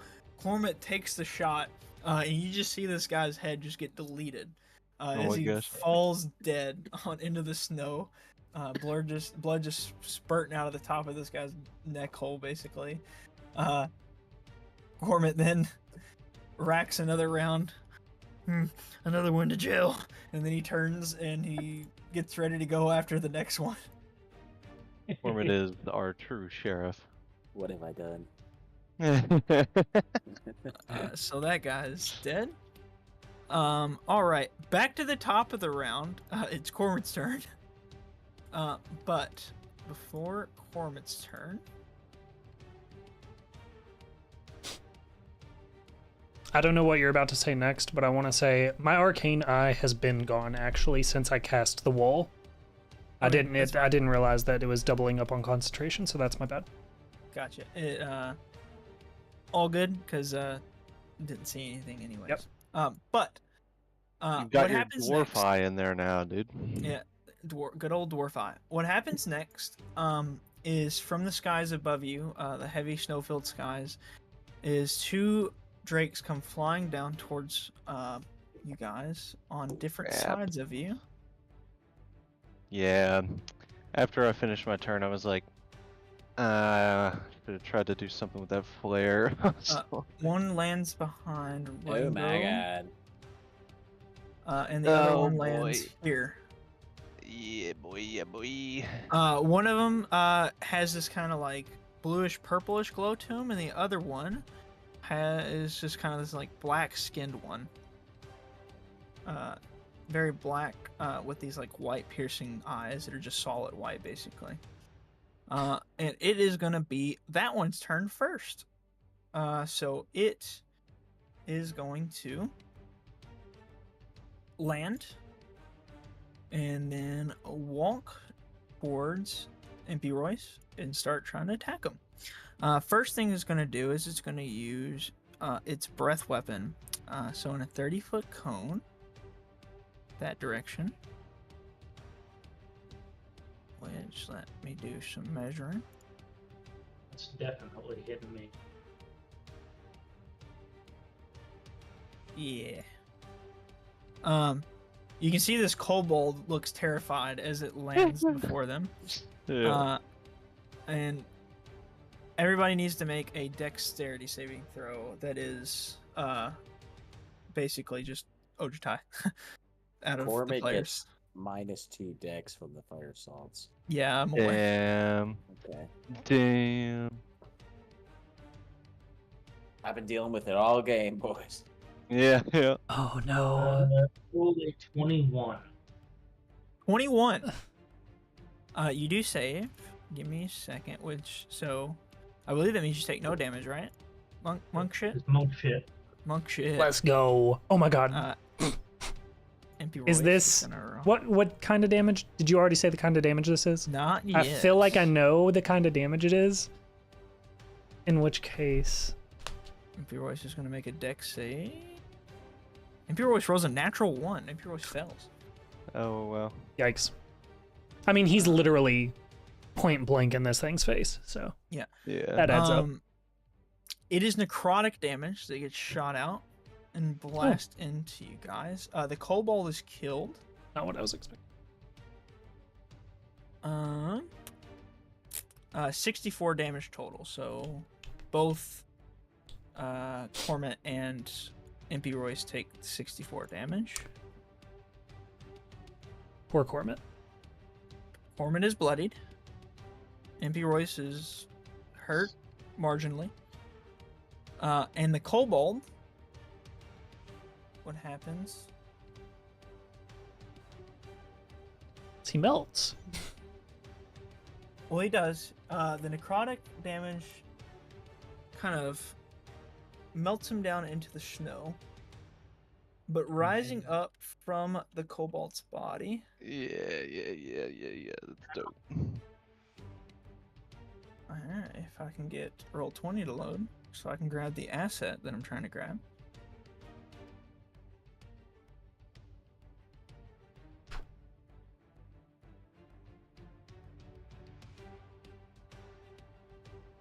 So the kobold's gone, but a shadow kind of emerges from where the kobold was, coming out of the kobold's body. And that shadow Is a ghoul. That looks like a fucking ghoul if I've ever seen one. Well, Bleh. the asset's called Shadow, so it's a shadow. Okay. Shadow. It's a ghoul. There's a ghoul, dude. And then I need to pull up the stat sheet for Fucker, Shadow. what's fucking Walter Goggins over there, dude? He doesn't have a nose. He is the ghoul. No CGI involved. I just got Walter Goggins confused with David Goggins. He rises from the snow, just starts preaching to everyone about how they can better themselves. You gotta go fucking hard. Alright, okay, so this shadow, under the dragon's control, on its turn is going to come at Impy Royce, and he's gonna try to strength drain. So Impy Royce, that doesn't fucking hit. So yeah, that's it. Nice.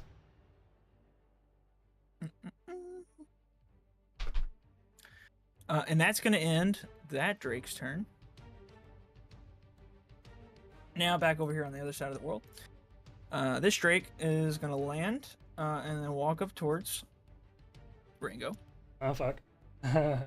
And it's going to use Kill its you. breath weapon.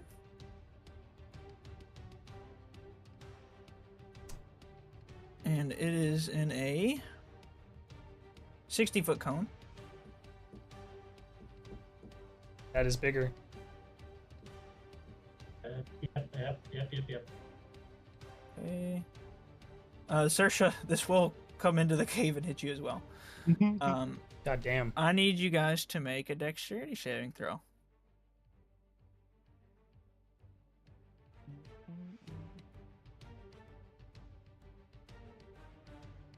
Oh, thank God. Oh no.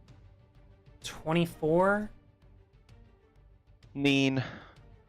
24 for you, and then Kenny needs to make one. Kenny, ooh, barely doesn't save. Just barely. What did you get, Saoirse? A 9. A 9. I'm busy paying attention to the inside. All right. So Saoirse and Kenny, you guys take 48 necrotic damage. Is Rango, you'll take half of that. okay. Mhm. And remind me, are we under the effect of Hero's Feast currently? No, No. Okay, got it.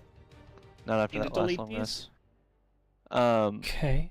You said from the blue dragon, or the blue dragon Yes. Yeah. is also necrotic. Yeah, and so Oh. think of that as more of a purple. I just don't have a purple dragon. Think of that as more of a purplish dragon. And it's this Gotcha. purplish, ghastly, ghostly purple flames that come out of its mouth. Okay, Um, so Saoirse is just like looking down through this wall force, like just And then just gets just absorbed really by this. paying attention, and then just fucking purple flame Yeah, just exactly. like goes up against the wall force, and then as the flames fade, Saoirse hasn't changed at all. Exactly. Because his armor makes him Yes. immune to necrotic damage. Exactly. Fucking A. All right. That was lucky. I'm once again, I am not a trying to... dexterous boy. So Cormit now, it is his turn after he gets blasted by this breath weapon. He's just gonna kind of like stumble back a little bit. He's already kind of got his rifle ready to go. He's gonna raise it and shoot it at the Drake. I think technically Chuchi's gone. Rip Chuchi. Rip. We No. will remember Chuchi. Resistance is pain. Yeah. Rango, what's that? Well, Chuchi, that's a bigger version of you. All right, and that's what I did think. So, God, if you guys could see the amount of tabs I got open right now, insane. Oh, I am sure. Yeah. 27 divided by 2 is 13. We'll call it 13 even. And he does this as well.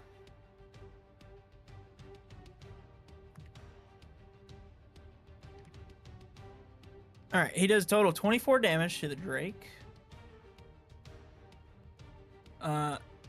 You notice that more of the fire salt's damage did most of the damage instead of his necrotic bullet that hit this Drake. You know, kind of notice that Gengu and Ojutai. He's gonna go ahead and cock another round and get that ready to go. That brings us to the top of the order, which is Rango of the player order. Okay. I'm going to freak out. This massive Drake just fucking staring down at you. I'm actually in a bit of a conundrum here because I'm concentrating on that invisible wall, and I think that should probably be a priority to keep up, as opposed to dropping it for like flight or invisibility right now. Did you roll your concentration save? I did. Right. Yeah, I passed. Nice. Oh, look at you guys being really great, helping the DM out, remembering things. I had to look up the math for concentration again. Okay, well, I guess I'm going to immediately start fucking blasting at this thing. Alright. Right in front of me.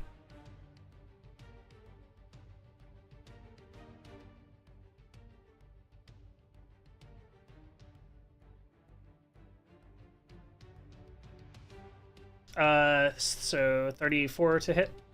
Yeah, that hits. Okay, that's gonna be 6 magical force, push him back 10 feet. 10 feet.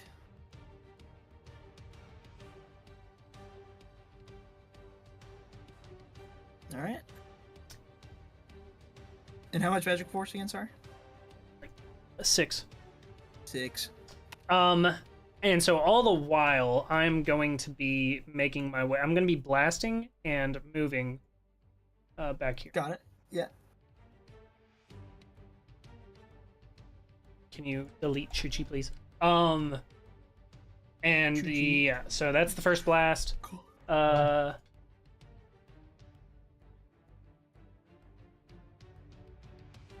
on. 26 to hit. That hits. 12 magical force, 10 feet. He gets blasted back another 10 feet. 26 to hit. 15 magical force and 10 feet. He gets blasted back another 10 feet. He's on the edge. And 29 to hit. We're gonna go 6 magical force and okay, riddle me this. If I continue pushing him, how are you gonna rule it? Is he gonna plummet to where I would not be able to hit him anymore, or is he gonna be like he's not flying back? I was gonna say he's gonna try to keep himself up. He's not just gonna fall. Okay. Then I'm gonna go and shimmer the wrist. Oh, then 10 more feet from that hit. Okay. Yeah. And then Shimmer of the Now it's Wrist. hovering off the edge. Yep. Yeah.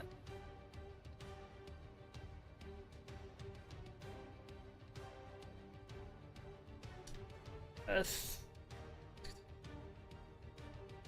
7 Magical Force, 10 feet. 10 more feet back.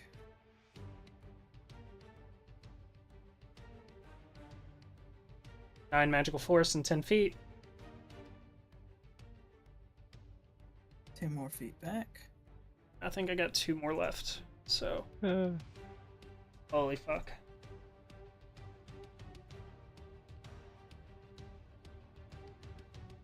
the mechanic that repelling blast can move any size creature is wild to Yeah, me. They should look into that. They should look into that. 13. We rolled it one way, so we're gonna keep it that way. 13 damage. Yeah, and 10 feet. Yeah. And I think one more comes out, right? All right. Yep. And yeah, it's gonna hit. So finally, we're getting 7 Magical Force and 10 feet. Got it.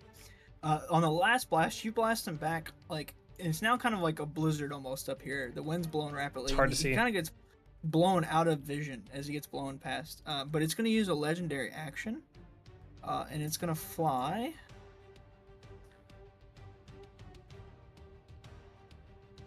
Back to here. So it gets blasted out of sight, and then you see it kind of fly back to here.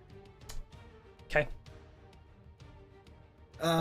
And that is going to be. Is that you got anything else left?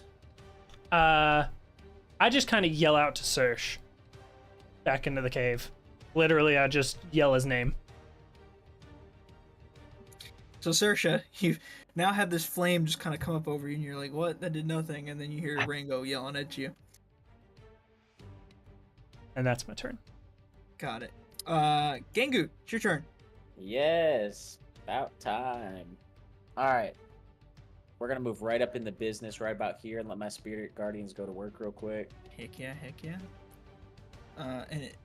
They riddled me this. Batman, he makes a save, right? Yes, he makes a save. Let me see, Wisdom 18. Got it.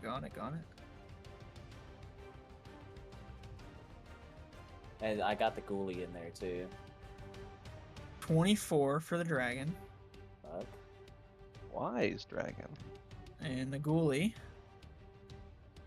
gets a 10. Are you radiant or necrotic? I am radiant damage. Radiant searches. I am neutral. That is going to be 8 damage to the dragon. All right. And how much to the ghoul? 14 damage to the ghoulie. 14 to the ghoulie. Ghoulie's dead. Ghoulie's dead. Dang. The Nice. shadow is gone. The dragon did save, so it will Purified take in half. the flames. Well, I gave you the half damage. Oh, okay, gotcha. 8, Then yeah. 8. It takes 8. Yes. You And I'm said gonna- it was not necrotic, right? It was radiant damage. Radiant. Good. Good to hear. Good. And then I am smacking this fool. All right, smack away. 29 to hit. That'll hit. Alright.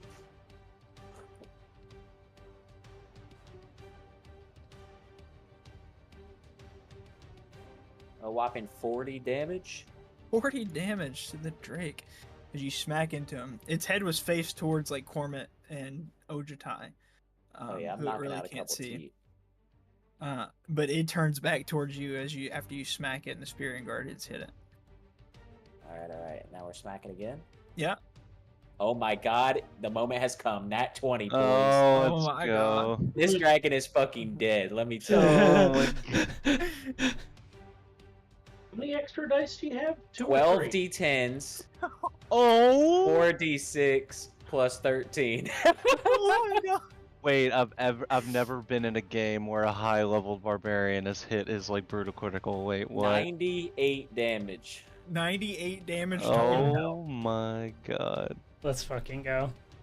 Dude, Imperial is quivering right now, dude. All right, I'm gonna keep it real. Behind the DM screen, this thing had like 2 health left, but you just fucking kill it, dude. That's Oh my that's god. crazy. I'm gonna knock off his head, Yeah. take it, and put it on my own, dude. All right, so Kingu just rolls up, smacks off this thing's head, like just first hit, smacks it, and then it comes back, looks at you, smack it down, and just the head just falls off, and it just the body's limp, and he just grabbed the head and put it on you. Cormit is foaming at the mouth, and he's just like he's just jazzed when he sees this. He's so it's like he's like I look at Corbin. And go, his veins are bulging, and he's just flexing as hard as he can. all right, how As you far both just can I move? executed dudes. All right, I can move to like there. Yeah, and then I am going to turn around and start running this way. All right. Gangu just starts sprinting off. Cormit is like shouldering his rifle to follow. He's amped. All right, I am done. That was Damn. tight. I'm so happy that hit. That's fantastic. That brings us to Harold. Harold just watches all this go down. He just got done dashing to get here. Takes a breath and then he dashes back the other way. Oh He's no. gonna get to here. All right, that's Harold's turn. Following Harold is Impy Royce. Impy Royce is just gonna. Ojitai, you see Impy Royce look at you see Impy Royce look at Cormit, and you see Impy Royce just for a moment. You get a shiver of looking at Cormit, just like roid raged out, and then he turns and he flies off to follow Gangu and help here. He gets to here. And so that is basically right next to Harold. And he is going to do a little roll. See if he recharges. He does, so he's going to use it. Blazing Radiance. Bang. Big man. And it's going to be a Bing bong. cone. And all that definitely hits. So he's going to use that. So once again, fire and radiant kind of intertwined blast out of Impy Royce as he holds his sword out. It kind of comes out of the tip of his sword. That is a total of plus that equals that. And so it's fire and radiant. I gotta remember that. And go over to the Drake.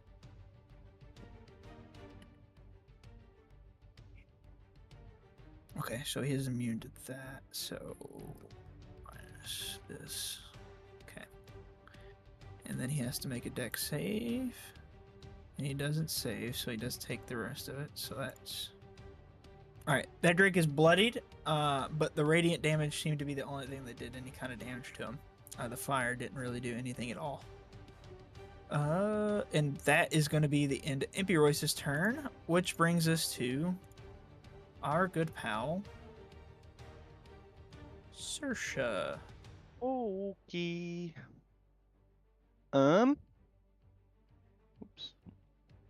Nope, that's not what I need to do. Alright, how far can I get? My short little legs. Nice. Okay, I'm gonna use my movement to go back to my spot by the tree.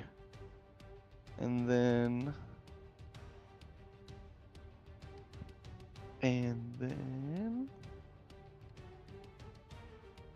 I will let's hold the anvil out in front of me and channel the divinity, the divine powers. I'll cast that guiding bolt at 5th level. Oh. Damn, son, hit me with a little bit of luck, please. 19? Question mark? 19 to hit. Yeah. 19 hits. Oh, nice. Big boy.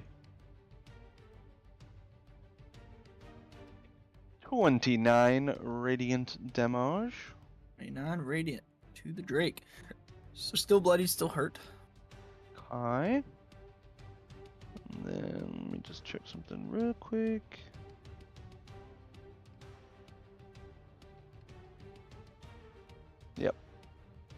That's all. All right.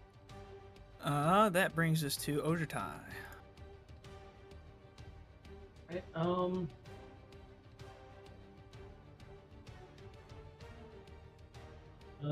be dashing. All right, all right. Oh, could I quickly, like, retroactively, with free action, just look up? I know you said it was kind of blizzarding, but just, like, try to I'll allow it, and I'll gauge let it. you roll a perception check.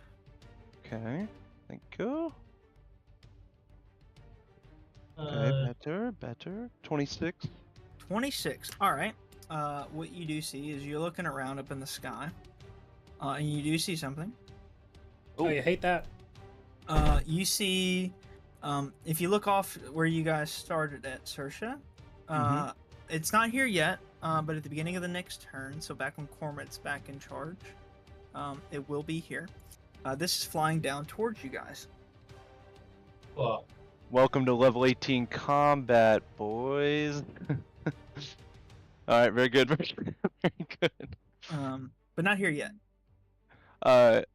In the spirit of Rango's cry to Serge, upon seeing that, I just Rango just return the cry back. Any pointing? Or no, yeah, I'll do y'all seen the old Sea of Thieves clip? Yeah. Captain! Captain! Look! That's what I'm doing to Rango. I need to God. look. I need to look this up. You never seen that? I don't think. I Oh, mean, dude. maybe Oh, I. man. fantastic. It's classic. Okay. Oh It's yeah, a classic. It's please do. The context is very much necessary. I think you'll get a giggle. Yeah. it's up there. It's got to be up there with door stuck. Yeah, Like, it was- definitely. Yes. Oh, you know what's so funny about that? The last time I saw that Sea of Thieves clip was just a couple weeks ago. There was like a top 5 gaming moments of all time Door that stuck. just came up on my for you page. Captain was 4 and Door Stuck was 2. Dude, door stuck. is tough. Some Yeah. guy. All right, pausing the game for like 5 seconds. Some guy did a documentary like 45 minutes long on the story of door stuck, and like it was crazy. Like the people. I bet that were that's actually involved, fascinating. Yeah. It was like they were playing like the PSEA like back in the day, and like this dude was like, come on, it was crazy. But I'll go into that another time. Continue. Door Stuck. Door Stuck. All right. In dashing my little legs off. Okay. Maybe don't. Chill the fuck out. Chill the fuck out. Is 110 foot. Okay. But that's all I got. Gotcha. 110, by the way. That's all you got. 110. 110 feet. That's all you 110, got. and you can dash as a bonus action, right? Yes, I could have gone further.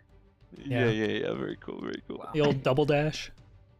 Little double dash, little double dipper. I really want to push it. I can triple dash because I can action search. Jesus. If As fast Ojutai as ever fuck, needs boy. to get a football field length away from something in 6 seconds, he can do it. Well, I can do it. Yeah, Gingu just feels a strong breeze go by him.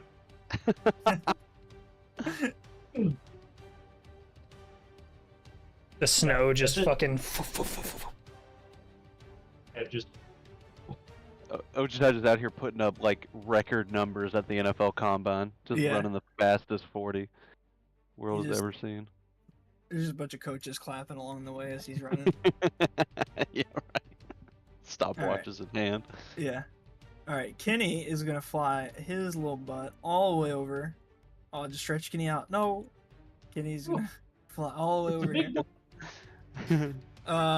And funny and he does have a recharge. I was about to say I didn't see a recharge on here. He's gonna try to recharge his breath weapon. Doesn't do it, so he's gonna do a bite and 2 claw attacks on the Drake. First one hits. Second, this is the claw. The claw misses. Second claw attack is gonna hit. So he does a total of 20 piercing and 13 slashing, which gives us a total of 33 damage nice. to this Drake, who is extremely hurt. That being the end of Kenny's turn. Cormet's turn. Cormet is going to do Cormit things, and he's not going to go back invisible. But Cormit is instead going to use all of his movement and dash. Boom.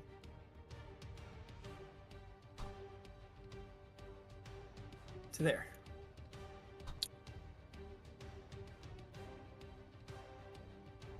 And that'll be Cormid's turn. Ringo, you look up now after Serge says something, Uh-huh. and you can see coming into view Uh-huh. off to the side here Yeah. is it an extra large dragon. Like This larger than dragon- these dragons? Much larger than Like- these dragons. How many heads does it have? One head. Oh, thank God. And let me give you a little bit This more one details. also blue. I'm sorry. Is the model? Is this one blue like the model? This one is, if I can find what I'm looking for. Where is it? And I Here still. So this one is not really blue like it's more black with kind of like a green underglow and green eyes, and it kind of looks a little bit ghastly as it's coming down out of the sky and lands kind of on the edge of these rocks here. Extremely large. It looks like it also does probably like necrotic damage from first glance, looking at it. Is it on screen? Should it be on? Have you put it on the What? map? Yeah, It's there. Yeah, you can't see that?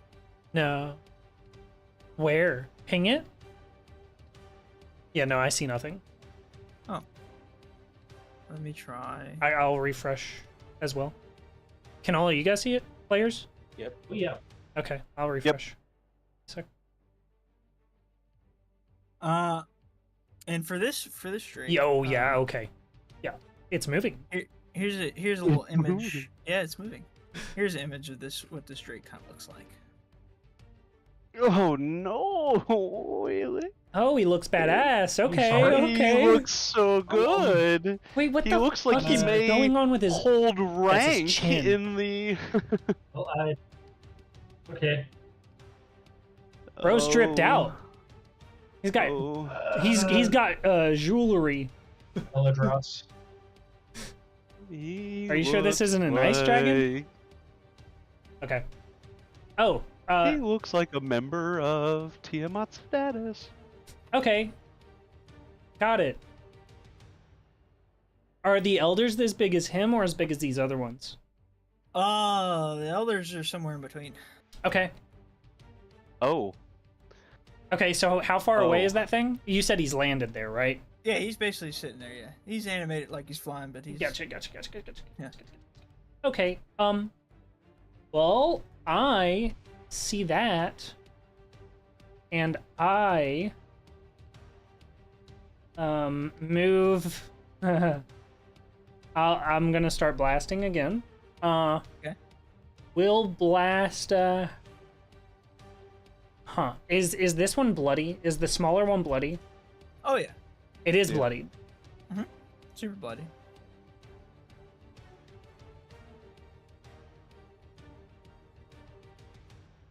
Super bloody. Okay, yeah, we'll start blasting at him first. Okay. Where's my shit?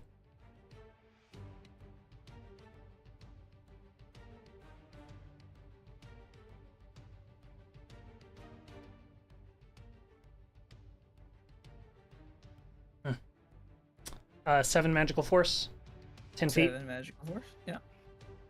Yeah. What's the range on your Eldritch Blast, by the way? I'm just curious. 240. Okay, I figured it was something crazy.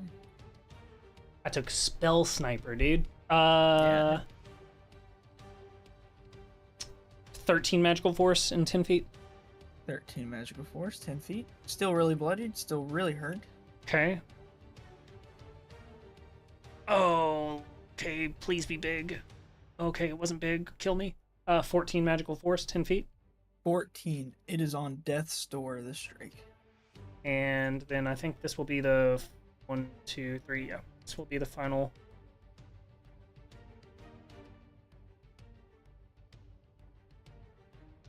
Oh. 14 magical force, 10 feet. 14. You do one last blast into this Drake, and the 10 feet not only knocks it back, but also you see as it starts falling out of the sky down into this chasm somewhere, and out of view, dead. Okay, Guilt. that's gonna trigger my fucking whatchamacallit, where I get health. Mm-hmm. So 23 temp. Okay, and then Jesus, I'm gonna start blasting the other big man. All right. So a little shimmer of the wrist, Yep. and this I'm gonna be doing as I retreat back into the cave. Oh shit. There we go. Oh, sick. A natty. Foresight. Doing wonders for me.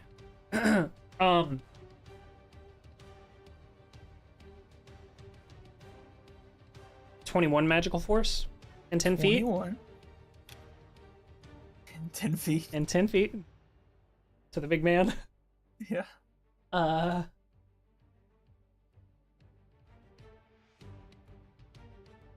27 to hit.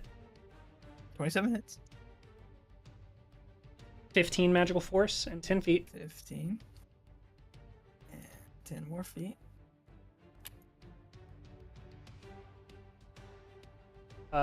25 to hit 25 hits. for 6 magical force, 10 feet.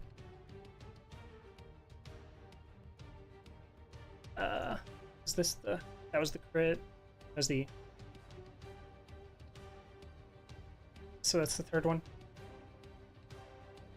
Definitely going forward in my games, the movement, I'm going to limit it to like large or something. 33 to Pushing hit. them back. Ah, fuck. Because the size of this thing is immense, by the way. The power of Mammon is immense, dude. Oh, yeah. 6 magical 6. force and 10 Fucking pay feet. to win, dude. Fucking pay to win Eldritch Blast, bro. And All I'm... you gotta do is go on an extra line on each of these creatures saying cannot be forced to move. It's true. It's true. That's all they had to write in there. I mean, I guess I'm the DM. I could have put it in there too. But And yeah, I'm back in the cave. all right. That's it. That's all I got. Gangu, it's your turn. Yeah, it's about time. All right. Well.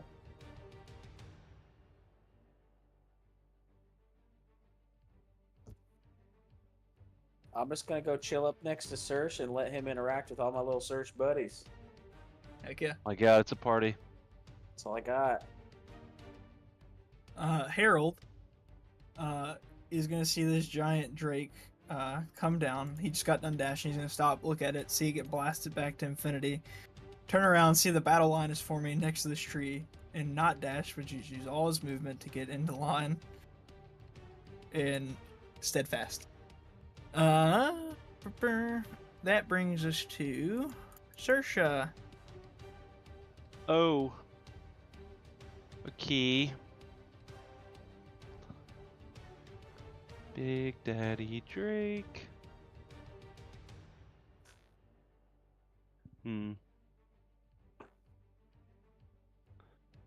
Funny enough, what I was thinking about doing, I can no longer do because he's too far away. I wasn't gonna do it. I was just thinking about it. Can I close that gap? No.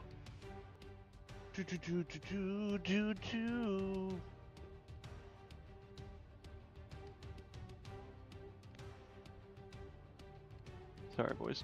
1 sec.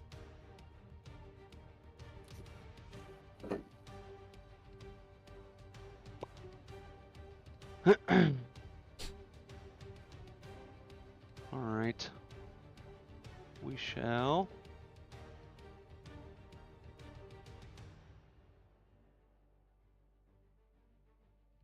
Fuck. Okay, I'll just high five a couple of the searches. Mhm. Get up and okay, you haven't been hit, right? Don't think I've seen that. I'll just cast a third level Cure Wounds on Kankins. Okay. Little 20 HP. 20 to Kankins. And Kankins at full health. then... Yeah. I think I'm gonna use the rest of my movement to... Is this rock right here that I'm pinging? Uh-huh. Is it raised at all? Like, is there any... Yeah, so I like could, you can kind of like get onto it, and then it kind of like drops off here a little bit, and then steeper drop off. But it's kind of up Okay. here on this level. Like it's kind of like up this way is uphill, and this is kind of more flat, and this is like a ledge. If that makes sense. Okay. Yeah. So, if I were to run up to like the base of this rock, like it does raise above me, like where I could like kind of tuck under it. If You can for a like little crouch bit of- down, and I'll give you little bit like of- little bit of like cover, quarter maybe? cover or something. Sure. Yeah. I'll use my movement to do that. I'm good. Sir, Right. I was a little late to figuring this out, or finding this out. I just read it, but I didn't realize that ready was a thing you can do. You can ready a spell that costs an action to use it as a reaction. Yeah, that's good. An important note with that is if you ready it and whatever condition you say you ready it for doesn't happen, you'll use that spell. You'll use up that spell slot. Okay, gotcha. Yeah. That's the cost of it. Okay. Yeah, I'll definitely keep that in mind. I did just move the Drake. It did use a legendary action. You see it turn into like a green ball of mist, and it moves about 40 feet, and then it turns back into its true form. So it is 40 feet closer to everybody. Ooh. I skipped Impy Royce. How far back did you... If he got 40 feet of movement there, then he should be back at that ledge. I only moved him 40 feet. I'm aware, but he got moved like to here, and then I moved him this way. That makes sense? Oh, okay. He's not flying back towards the ledge. I was just making sure that you only pushed him 40 feet initially. Here. I only pushed him 40 feet initially. Yeah, I'm aware. Okay, cool. He's about lined up with the ledge, where he was. Just a little further north.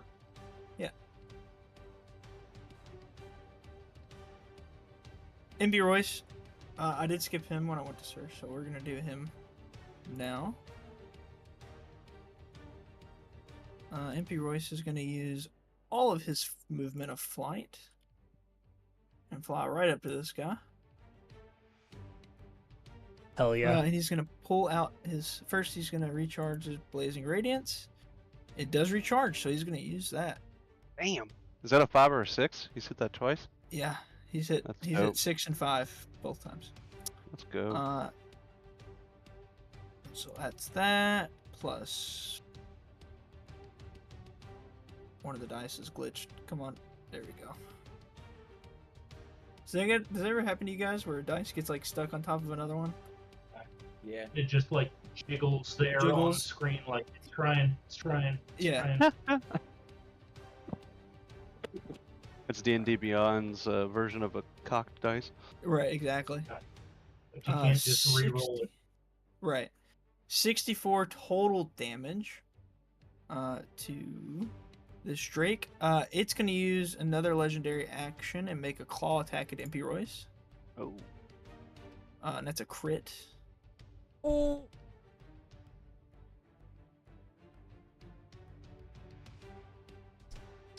13 slashing. Plus, I need to look at something about MP Royce, a little detail about our good boy MP.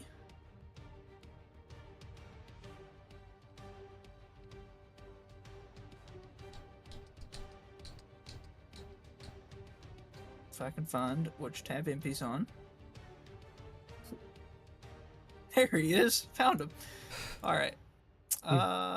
Okay, yeah, good. Tab 32. So takes the damage. Also, Impy is not bigger than you, so you see Impy kind of get knocked out of flight and start falling. Oh shit.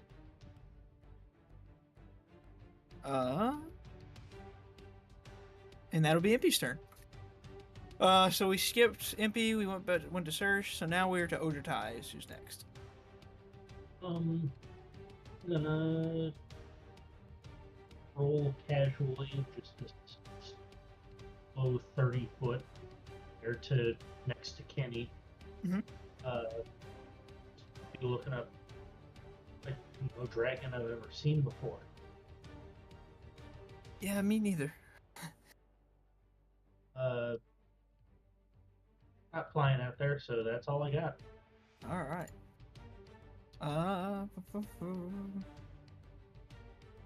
That should bring us, I believe, to Kenny.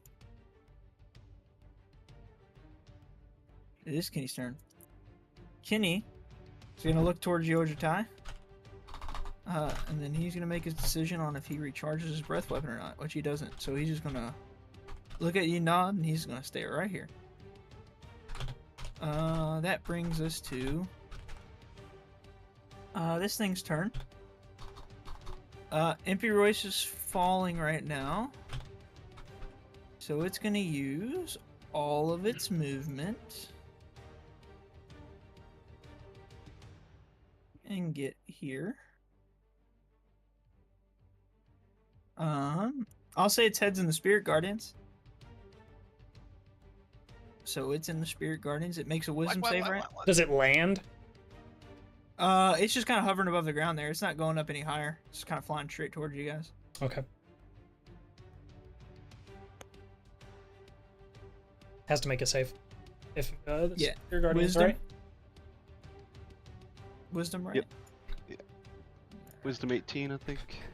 For Guardians, You yeah. said, Lucas? Yeah. It got a 20. So I believe it takes half. All these wise This dragons. is Radiant. We're gonna go with 5 damage. 5 damage. Alright. As this hits the Drake, the Spirit Guardians, Saoirse just come up and just, in a big loop, just keep taking their turn smacking a hammer. It's kind of like a merry-go-round of Saoirse hammers, just smacking this dragon in the face. While they're all being courageous, the real Saoirse is cowering under this rock with the fucking snowy wind of these wings. She's gonna, this dragon's gonna kind of slowly land onto the ground, and then it is going to use its breath weapon. So I need everybody, because it is a 90-foot cone coming out of his face.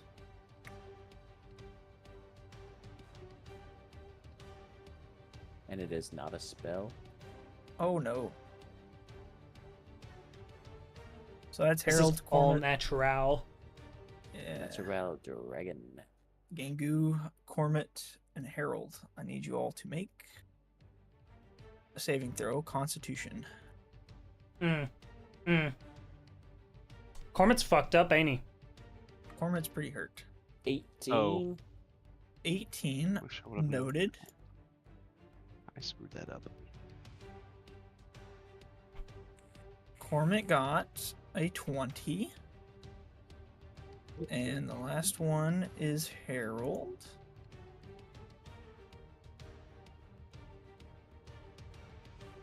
There's Harold. Harold's going to roll his con save. Harold got a 13. What'd you get, Gangu? 18. 18. Everybody fails. Fuck. And That's the end of our boy Cormit. No. It's not gonna it won't overkill him, surely. He's No, got, like, it's he's- not he gonna has to have, like, overkill him. 100 HP. Yeah, There's no nah, way. it won't overkill him. But he He's also going. He's already getting got- knocked. Surely to God he gets knocked here. I don't know. Ryan, That face. Ryan. That face is crazy. No. I Stop thought it. Cormac. No. All right. I'm gonna explain what total damage. So for Gengu, how does poison damage affect you? Oh, it's poison I'm damage. resistant. Fuck me. You're resistant to poison damage. Yep. All right. You take half 29. Oh, I gotta do some fucking wicked math here. I want Cormit to just 14. stand there, unfazed. You take 14 damage from that, but also an additional 57 necrotic. Oh. God damn. Look, It was like 80. It was like 80 points damage. Yeah, I'm Yeah. about 47% health. Okay. Probably still Yeah. more than Cormac's entire health pool, though. Cormit takes the 57 points of damage. But he's immune to poison damage, which leaves him at 2 HP. Oh my. damn. Harold just takes the full brunt, and it's like 86 damage total. He's bloodied now, I would assume. Was he bloody Harold's- already? No, he's not bloodied then, and he's not bloodied now. Harold's a fucking tank, man. Damn. How much health do you have, Kingu? Total? 212. Yeah, okay. Okay. Let It's me paladin, make yeah. sure. Using the breath weapon. I've also. I was like a pseudo lay on hands there for a second. That Yeah. is his turn. That brings us back to the top of the order. I know originally we said 10 o'clock. It's 10 and 10. I'd like to kill this fucker first. Okay. Is everybody good to keep going? I'm good. Yeah. All right. Cool beans. Top of the order then. Mr. Rango Capilelo, it is your turn. Okay, I'm gonna peek out from the cave. First of all, before I peek out of the cave, do I notice anything beyond the invisible wall? The You do not. force wall of force. You do not. Okay. Oh, those are my words. Don't move words. I peek out of the cave. And I'm gonna start blasting. Okay. First of all, Excuse me. the last time that I blasted him way the fuck out there, above the table, the last time I blasted him the way the fuck out there, you guys were like, I don't know what the fuck to do now. Do I need to not do that? Preferably, yeah. Preferably don't do that? Yeah. Well, so I can actually smack him. Right now, I would say our two melee peeps are, well, and then including. I feel like As well. resource-wise, it is still to our benefit. Well, yeah, you get to hit him 8 times. Except for so- the resource of time. Well, Yeah, and you can Resource choose of not to time. move him. correct. Oh, Yeah. there you go. Yeah. There you go. Oh, that's funny. I would just Preferably, choose yeah, not don't to move. move. Okay. Okay. For one, you're completely taking Gengu out, and you're That's the unless most I want barbarian to thing. spend my entire action. Unless you cast fly Get on me, out then there. I'm good. You're taking me out. Yeah. Oh, Okay. it's the most barbarian thing. Yeah, preferably don't move the thing out of melee range, please. Appreciate it. All right. All right. I mean, you Then- could do it But Rango, we love and appreciate you for all you do. technically Also, if he let me pushes them smack like the damn dragon. if he pushes them 10 feet away from me. Do I get an opportunity attack? No, that's not how that works. Mm-mm. That's stupid. It's not that broken. That's all right? stupid. It's only a little broken. It's only moving this like all right, 60 don't move million ton bit. I'm Person. gonna wait. I'm trying to think. I want to move him. I I'm do want to gonna move him. I'm gonna move him. I won't move him to where you can't get to him though, and I'm gonna move him so that your spirit guardians proc again. I get 50 feet of yeah, movement, so. So I'm gonna let's see.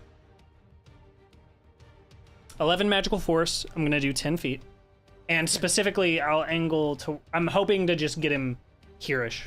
by the end of this. Yeah. Okay. You know, this kind of area.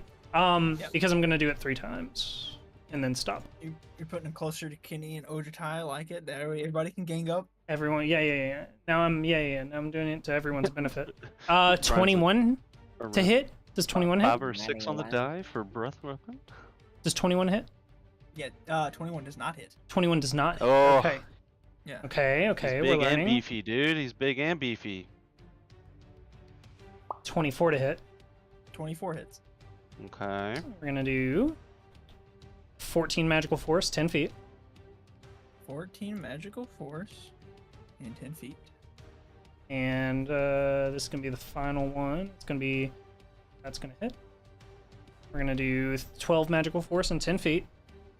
All right. And then we'll do a shimmer of the wrist. Oh, wait. Yeah, 10 feet. Yep. And that should put him where I want him. And then we'll do a shimmer of the wrist, and we're not going to send him any further back with these. I almost did that again. Is this dragon, like, far above me, still flying, or is it in, like... It right Sorry. now, it is on the ground, getting kind of pushed. Okay. It was Uh, actually landed. Yeah. Look at that. Efficient. Alright. Pause. So Okay, s- pause it. That was 7 magical force, Okay. and then that is 9 magical force, All right. and Blast him into then the straight. that is 14 magical force, and that is 9 magical force. Got it. And then I'm tucking tail and running back into the cave. Understood. All right. I forgot about Cormet. I did skip Cormet on 2 health. Where the fuck am I? Cormet gets blasted by this breath weapon. And then he stands back up and kind of roid rages for a second. And then he's just going to hold up his rifle and take a shot at this dragon. I think I deleted myself. And he's... Oh no. Are you wonder- not under the demon drow? Oh, yes. Yes, I am. Sorry. I'll do that. There you go. Now you can see yourself. Cormet This whiffs hard. White hair. Cormet whiffs super hard. That goes off and kills a villager in the next town somewhere. That brings us to Gangu. All right. I'm walking right up to this thing's neck, and Spirit Guardians are gonna go crazy. Spirit Guardians are going crazy. It's gonna roll a Wisdom save. It gets a 32. Motherfucker, okay. Oh my god.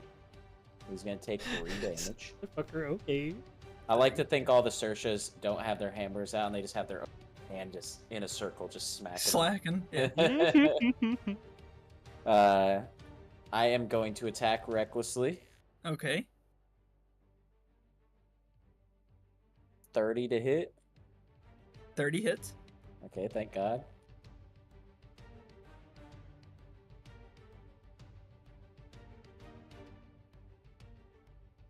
For 34 damage. 34 damage. I'm gonna swing again. 31 to hit. 31 hits. Yes. For 35 damage. 35 damage. The And dragon then, is now bloodied. as a bonus action, I am going to take a frenzy attack. Alright. That was almost a nat 20. 19 to hit. 19 does not hit. Fuck. That's it. Alright. It is gonna use a legendary action. God. And it got the max roll. So Everyone dies. I don't have You're fucked. I don't have a token for this thing, so I'm just gonna use something kind of random. But in 4 of these spawn, Oh lord, he's a summoner. so we're gonna do there. It's a summoner class. They're a little bit smaller, so we're gonna do there. What the fuck am I looking at there? Abba. It did see where Rango ran off to. And this is not me targeting you, Rango. This is the dragon targeting you. It's gonna spawn 3 of the other ones here. Oh, good. What are they? I will tell you in a second. I'll give you a good little description. I'll give you a picture of them as well. I'm sure that I'm gonna love it. All right, where's this encounter at? Because I created it specifically for this. Found it. I should have pushed him back the 80 feet. That would have Alright. just made it hate you more. So this thing, they're actually even smaller than this. They're like basically tiny. They look like little worms, but they're covered in spikes, and they don't really look like they have eyes, but they do. They're just really hard to see. And it's got like a bajillion teeth and a mouth that's like the size of its whole head. And it Lovely. looks like something like this. Oh, Cute. great. He's a little guy. And then let me It was to eat your soul. Yeah. let me read It- one more thing. It before really we looks like it's progress. grinning. It really Yeah. looks like it's grinning.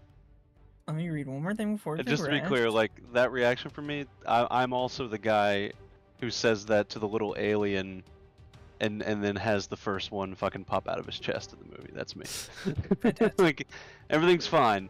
The No, it's cute not. little guy. Yeah. It's probably the First last one with the round of face initiative hugger. I can do. Last round for you. Okay. Yeah, last round of initiative. Got it. Harold's gonna go now. Harold. Does he Lu- have enough movement? Lucas is like, I kind of want to kill this guy, and then you proceed to spawn 4 more enemies. I'm sorry. Yeah. It's I'm fine. outta here. It's all good. It's It's alright. a dragon, for Christ's sake. It's got to do something. I gotta use its full abilities. I'm sorry. All right. Harold's gonna roll right up.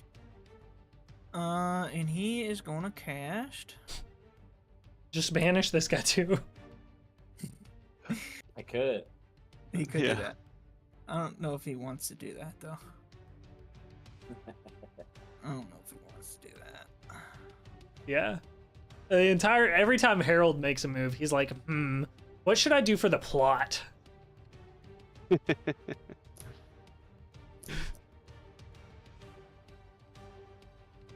He's gonna swing. He's gonna swing a sword. I was trying to decide. Both the swings hit. That is so far. No, that's wrong. That's right. Plus.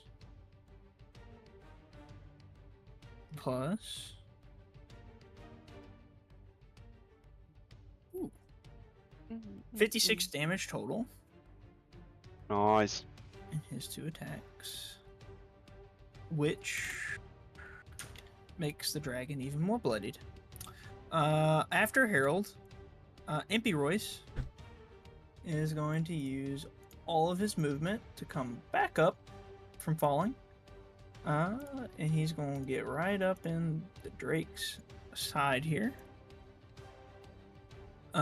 Is he going to get a... No, he doesn't recharge this time, so he's stuck using his sword. Lame. Boring. What a whammy! What a whammy!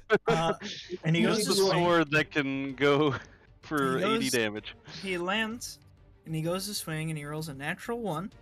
Oh shit! And he loses his footing and Oh, begins no. falling again. Our fallen angel. No. Come back to us. Starts falling off the side again. Poor Impy Royce. All right, after Impy Royce is Sersha. All right. We'll try to do a little damage this time. All right. After the blizzard whirlwind helicopter wing shitstorm. Yeah. Sersh will, bending down on one knee, shake the frost off from his beard, Okay. and stand up and give his best He-Man impersonation, and raise the anvil as such, and cast Sunbeam directly up under this bitch's chin. All right. What does it make a save? It does. It will be, I'm gonna cast it at 6th level, it will be a con 20. Con 20. So, guaranteed. Got a 33. Yeah, very good. Alright, so no blinding effect or anything, but it'll take half, which is not that much, actually. Let's see, that is 17. Are we round up or down? Down. Down. So yes, 17. 17. Fire or 17 radiant? Radiant. Got it. And then as a bonus action, am I close enough to do that? Yes. I'll throw out another healing word. We'll pump out a 4th level healing word to Cormit. All right. Rise, my friend. 16 points. 16 points of healing to Cormit, which brings him to 18 total. I will stand firm. All right. Ojutai, it's your turn. Never been bit by a dragon before. I am going to run towards this thing. Oh, no, I don't want Kenny's token to. Get up to the leg and do my first strike at it. All right. Do I have advantage on this? Still Uh, being invisible. yeah, because you're invisible, I'll say so. I'll give that to you.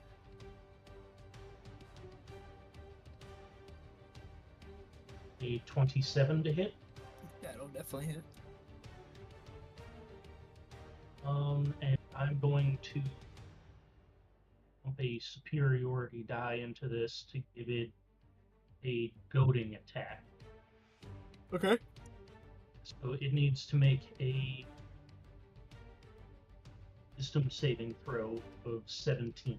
Wisdom saving throw. It got a 29. Okay. So it's going to take 32 slashing damage. 32 slashing. 13 lightning. 13 lightning. I'd like to continue my run up to where I am trying to almost run up this thing's leg. Get up Okay, on yeah. its back. Yeah. Ojutai Monster Slayer. Next attack. You slash its leg and it kind of drops that hind leg a little bit. You climb up it. And That's run a up its natural back. 20. Ooh. Ooh! Hog. You're standing right over its good. spine. I'm gonna do another superiority die to try to do this goading attack again. All right.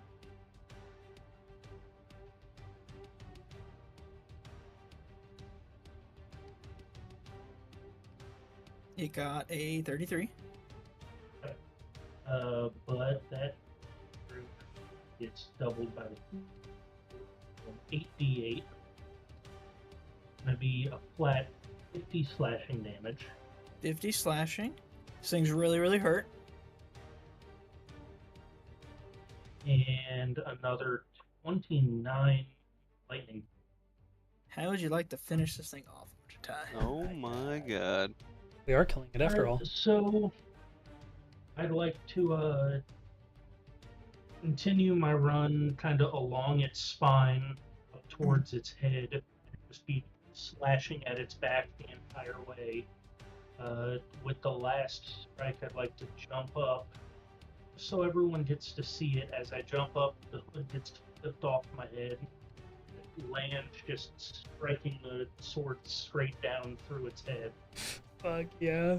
You slice up its back, Woo! you strike the sword straight down its head, and this big gash that you've opened up from basically its back all the way up to its head, and then stabbing down to the head, all that just emanates this green misty glow and kind of like just mist comes out of the strake as all its life leaves it, and it falls flat on its belly and is dead before everybody. Ojutai standing on top of it, victorious. Mm. Do you That's have hot. anything else on your turn, Ojutai? These little things are still alive. No, that'll put. All right.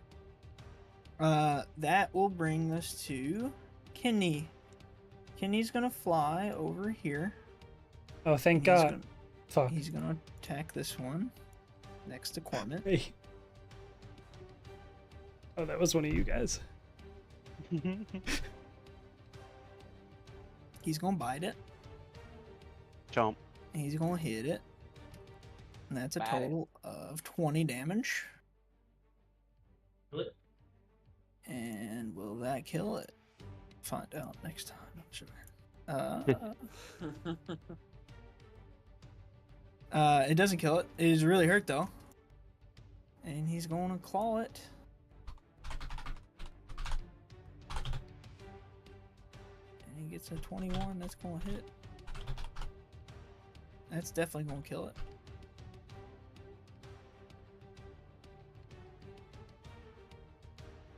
Oh. Alright. So this one's dead.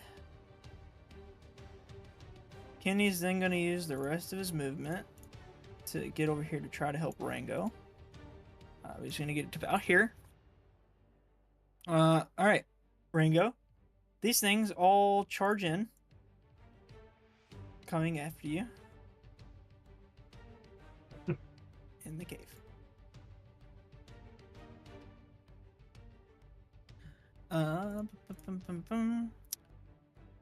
And it's gonna make basically it is gonna bite you. I hope not. 18. No. Next one's gonna bite you. 20. No. Next one's gonna bite you. 10 doesn't hit you. No. All right, they all try to bite. They all miss, and they go.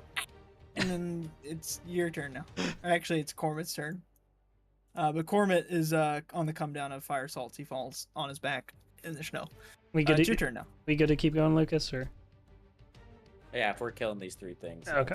That's it. okay. All right. I'm gonna start fucking. I don't know what I'm gonna do here. Actually, I have a AOE Up in spell. the tooth holes. I You don't know have if enough Eldritch Blast to take them all out, that's for sure. probably, but it's all my advantage is gonna be gone if I do this because they're. These things have an AC high enough to matter. A standard roll to hit? What a travesty!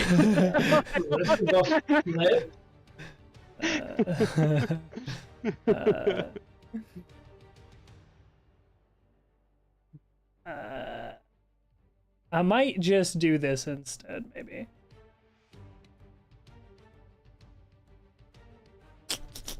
Actually, fuck it.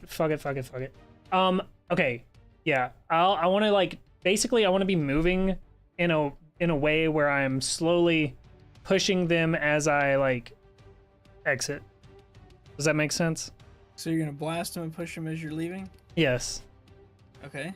Push them deeper into the cave as I exit the cave, assuming that these, fucking hit. So, Deeper in the cave. Well, they got you in between your wall of force, so you'd be pushing them out of the cave. If that's what you mean. I will move to the opposite side of them, and Opportunity then I will. attack. No. I'm not. I'm staying in their 5 feet of range. They got you like surrounded, in a corner. Okay. Then. Okay. I'll just fucking blast Do him, it. whatever. Do a hop. 23 to hit. 23 hits. Okay. These Where are things we? do not hit hard. If they hit. Fucking 7 magical force and 10 feet. All right, you push one of them 10 feet back. The It's gap hurt. has been made. I'm running. All right, you run, and now you get Opportunity basically attacks. 5 feet there, and then now you're in between them. Okay.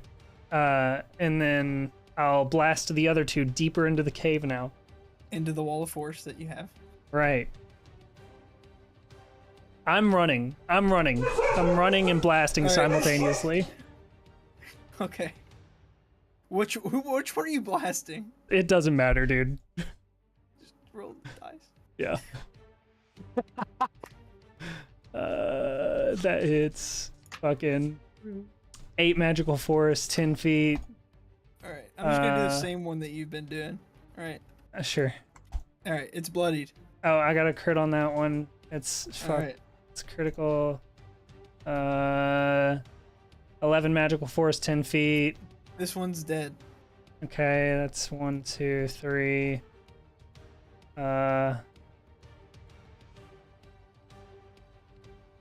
Yeah, that's gonna hit.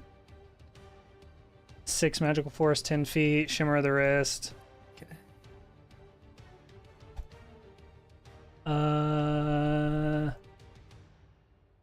15 magical force and 10 feet. 15. All right, it's bloodied.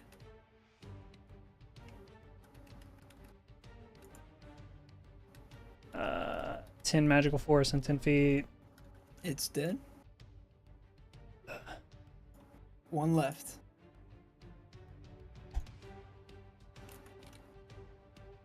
$11 magical force, 10 feet. It's bloodied. And shit. Let's see if we can get enough damage to kill this thing. Maybe. 13 magical force and 10 feet. 13. Yeah, It's dead. I fantastic. think you could have just stood in place. Maybe. I don't know. I don't know what all the we are attack rolls now- were. We're now out of initiative, and we will resume outside of initiative whenever we do this next time. Hey yo. Hell yeah. Excellent. Hey, yeah. What a big dragon. What a big boy. Yeah, that was a terrifying one.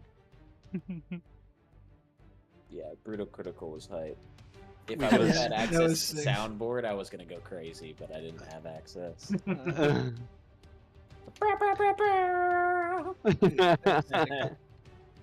We all get a joint sending from Tiamat at the beginning of next session saying, "Ah, it was only a sergeant.